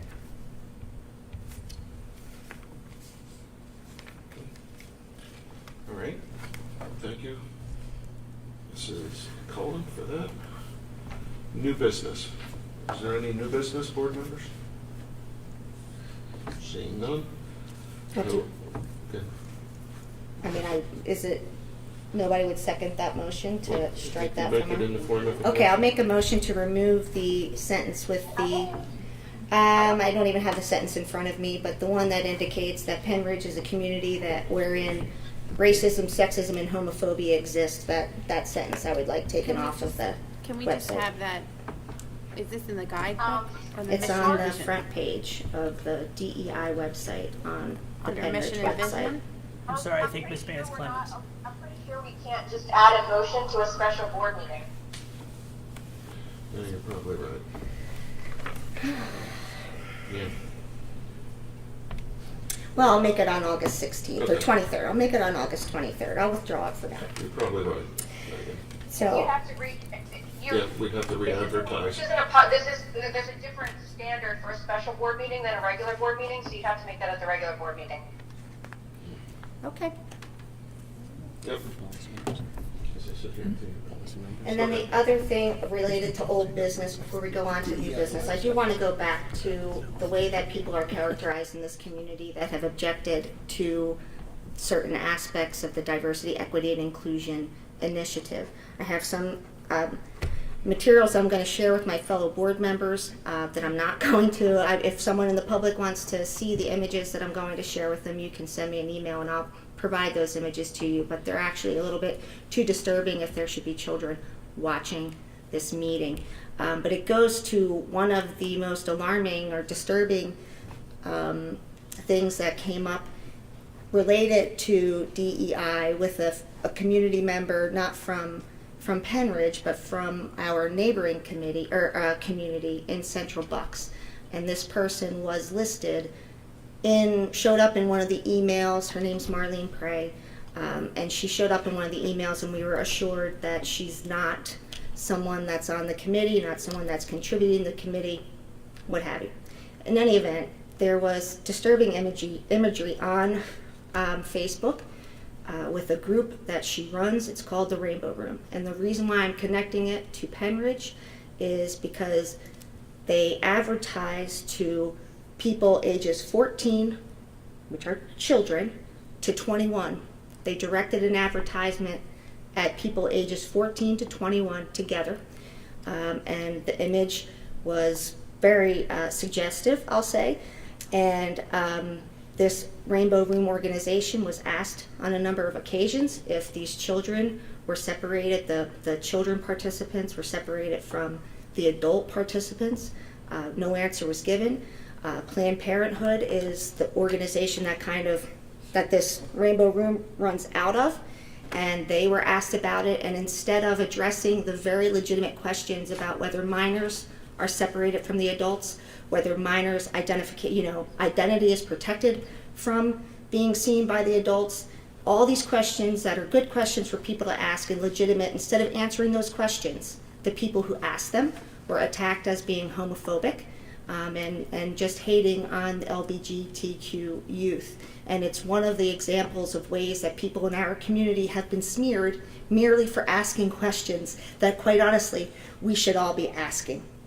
I'm a mandated reporter. Many of you are mandated reporters out there. And to see something like that, I would hope everyone would ask those questions. And I'm going to show it to, I have the printouts for everybody up here. And the reason why I bring it up is because they had not just that sexual image advertising to minors and adults, but then also they had images of children, minor children, without their identities obscured. They had them on Facebook with publicly accessible pictures. They had children who were holding adult toys and playing with them. And many people in our community found that disturbing and said something about it. And after that happened, we went all this time. We didn't know who was on the DEI committee. We didn't see any information from the DEI committee. It was after these things first became known to me that I saw that Marlene Prey was mentioned at in one of the emails. But again, we were assured that she wasn't taking part in our DEI committee. But after that is when those inappropriate, the bulletin board and the materials were handed out, or not handed out, I apologize. The bulletin board was put up at Siler, and the resources were put up on the website, the HSA website. So there is a connection. We do have people in our community that are on that DEI committee at Siler. who are, you know, full-throated supporters of the Rainbow Room and have come out and said that they're supportive of it, and some of them have criticized, again, the people who have asked the questions, but still to this day have not answered whether or not minor and adult participants are kept separate from one another, and whether minors are protected, their identities. So to me, there is a connection, and that is a big reason to me why we need to have absolute oversight, and it needs to be in writing. It has to be very clear how things are going to be done with any kind of DEI initiative moving forward. So I know it's kind of out of place now because we already had the conversation, but I did want to bring that up just to underscore the point that when people are criticizing anyone who objects to this initiative as being homophobic and racist and not wanting to be honest about what is happening, that's not true, and it's not fair. And it's bothered me for quite a long time that the debate gets shut down by people putting out pejoratives about those who are objecting to it. So I'll provide that to all of you. And again, if anybody wants it, you can email me, jcullen@penridge.org, and I will send it to you.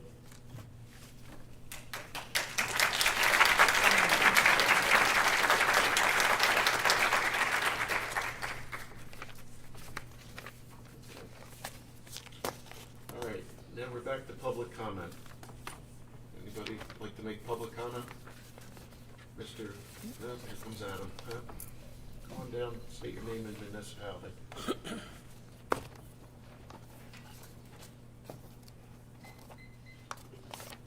Adam Benchik, East Rock Hill. Just wanted to give you a quick heads up that, just so you have an idea to the Penn Ridge for Educational Liberty. There was somebody outside handing out QAnon material, which, no, it's not. We did have somebody, we have it. So if you want to see it, we can show you. Come on, folks. Let's be respectful of everybody.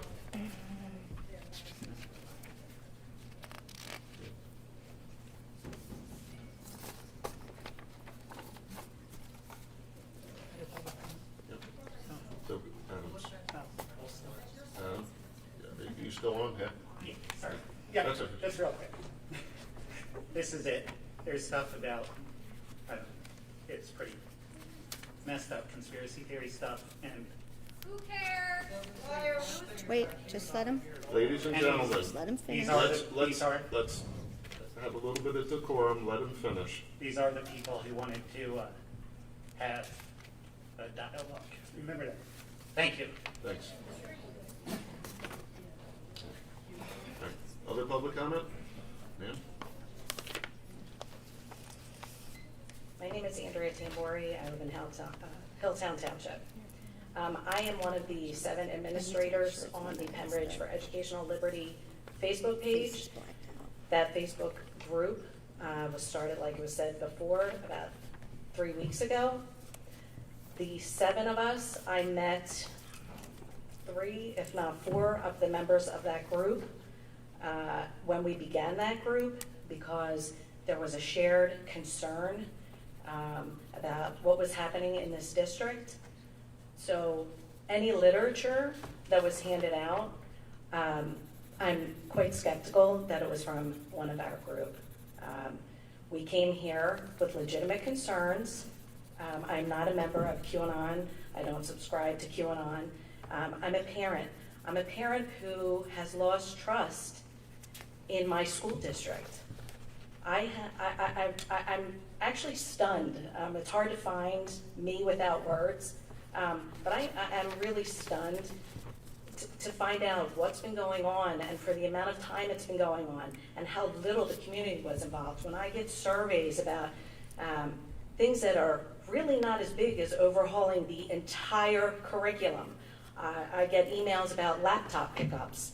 You know, that's all great, but you would think somewhere at some point we would have been notified that this was going on. And I keep wondering how you're going to classify all of this. I'm still not even sure why we're doing it in the first place. Is there a problem in the community that I'm not aware of in the 15 years that I've lived here, in the time that we have came together during COVID and took food to the shelters, or the food banks rather.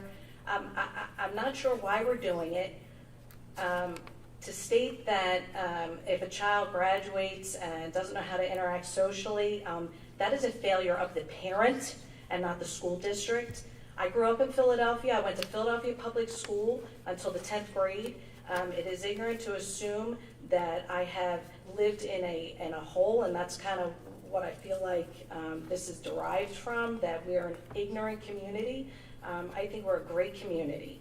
And I'm really wondering how you're going to group kids. I mean, if you have a white child, my daughter, who's in college, has a roommate who has two mothers. Okay, is she a marginalized child because she has gay parents, or is she privileged because she's white? What about the adopted child, the adopted black child by white parents? We have a gay couple in our community who has an adopted black child. Can we not see the good in just giving love to a child who needs love, or are we gonna put that kid in a box and put his parents in a box? I'm just so really disgusted and disappointed at this whole process, and I couldn't let that comment go. So thank you.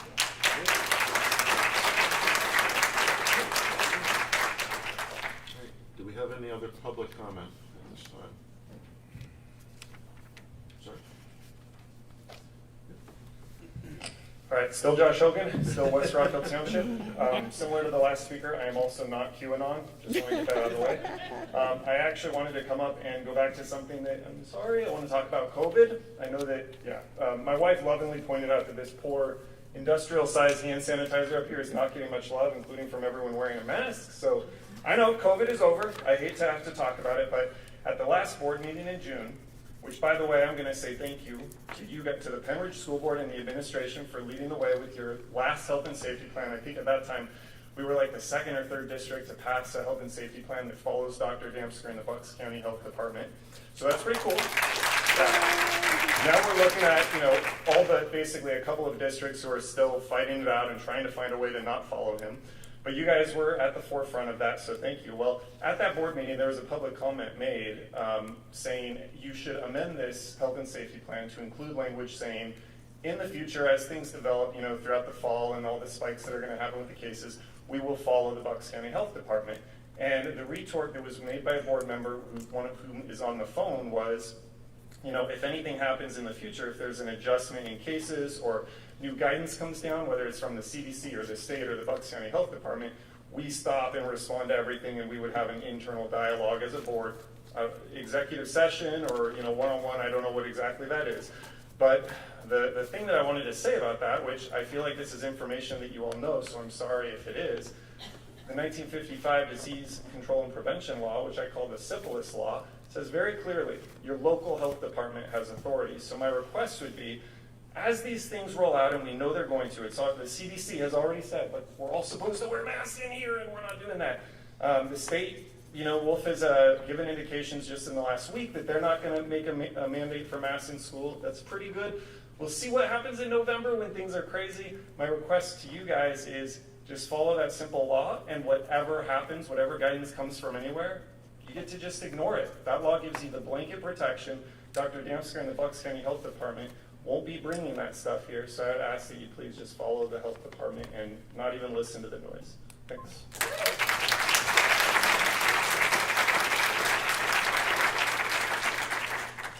All right. Is there any other public comment at this time? Come on. Hold on. Right behind you, Nick. Sorry. Corey Marks, West Rock Hill Township.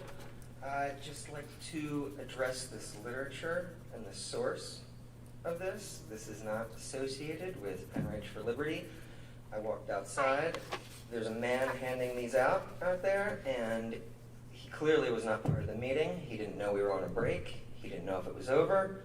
So you cannot attribute this to this group. Just wanted to make that aware. Thank you. Yep.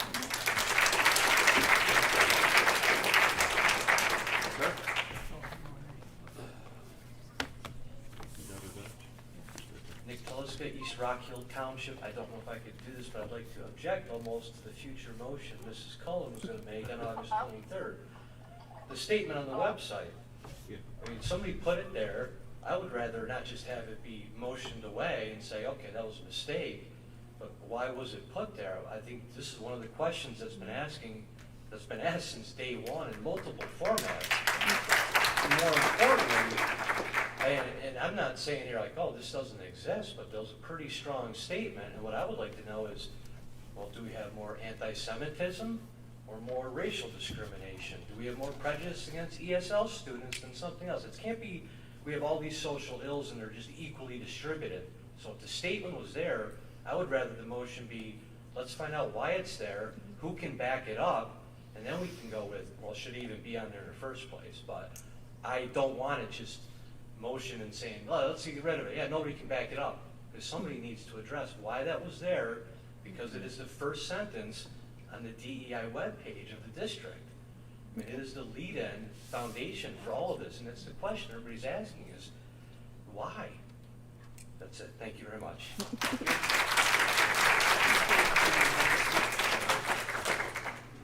Before Mr. Bedell. Can you just hold 1 second, Mr. Bedell? Mrs. Baines Clemens, you have something to say?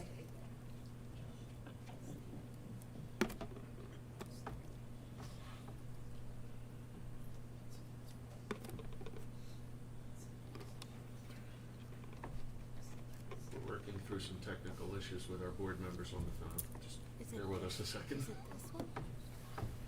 Yeah, can you hear me? Yes. Would you like to say something? Yes, I just wanted to respond to the comment referring to my prior comment from a previous board meeting. What I said was that our health and safety plan had a specific end to masks.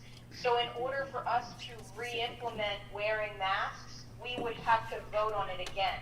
It had nothing to do with whose guidance we were or weren't following. It had to do with the fact that it clearly showed that there were no masks, and in order for us to institute masks again, we would need to revote. Thank you. Answer your question, Mr. Hogan? Okay, good. Okay, Mr. Bedell, I think you're up next.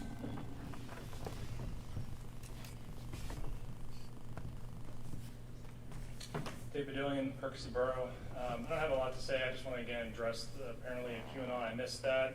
I didn't know how myself or anybody in my group got associated with QAnon. But maybe this is a good example why we shouldn't just judge people based on the group that they're associated with, and we should actually understand where people are coming from.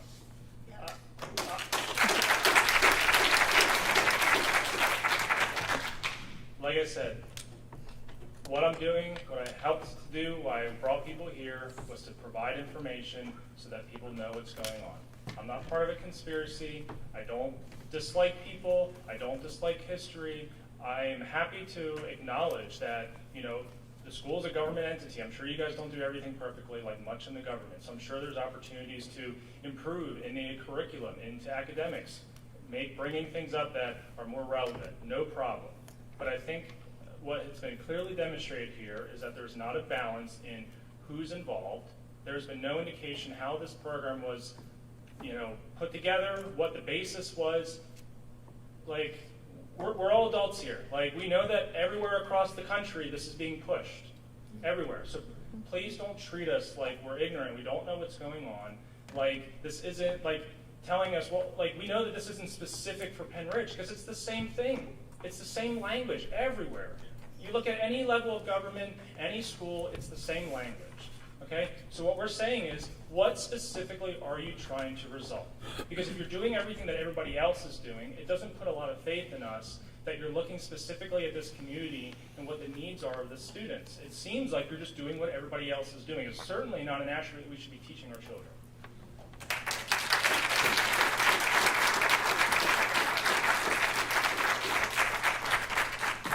Thank you, Mr. Bedell. Any other public comment at this time? Going once, going twice, sold. Okay. Announcements. An executive session will be held following tonight's meeting to discuss a personnel matter and safety. The next school board meeting is scheduled for Monday, August 23rd. And with that, we are adjourned. Thank you very much, everybody who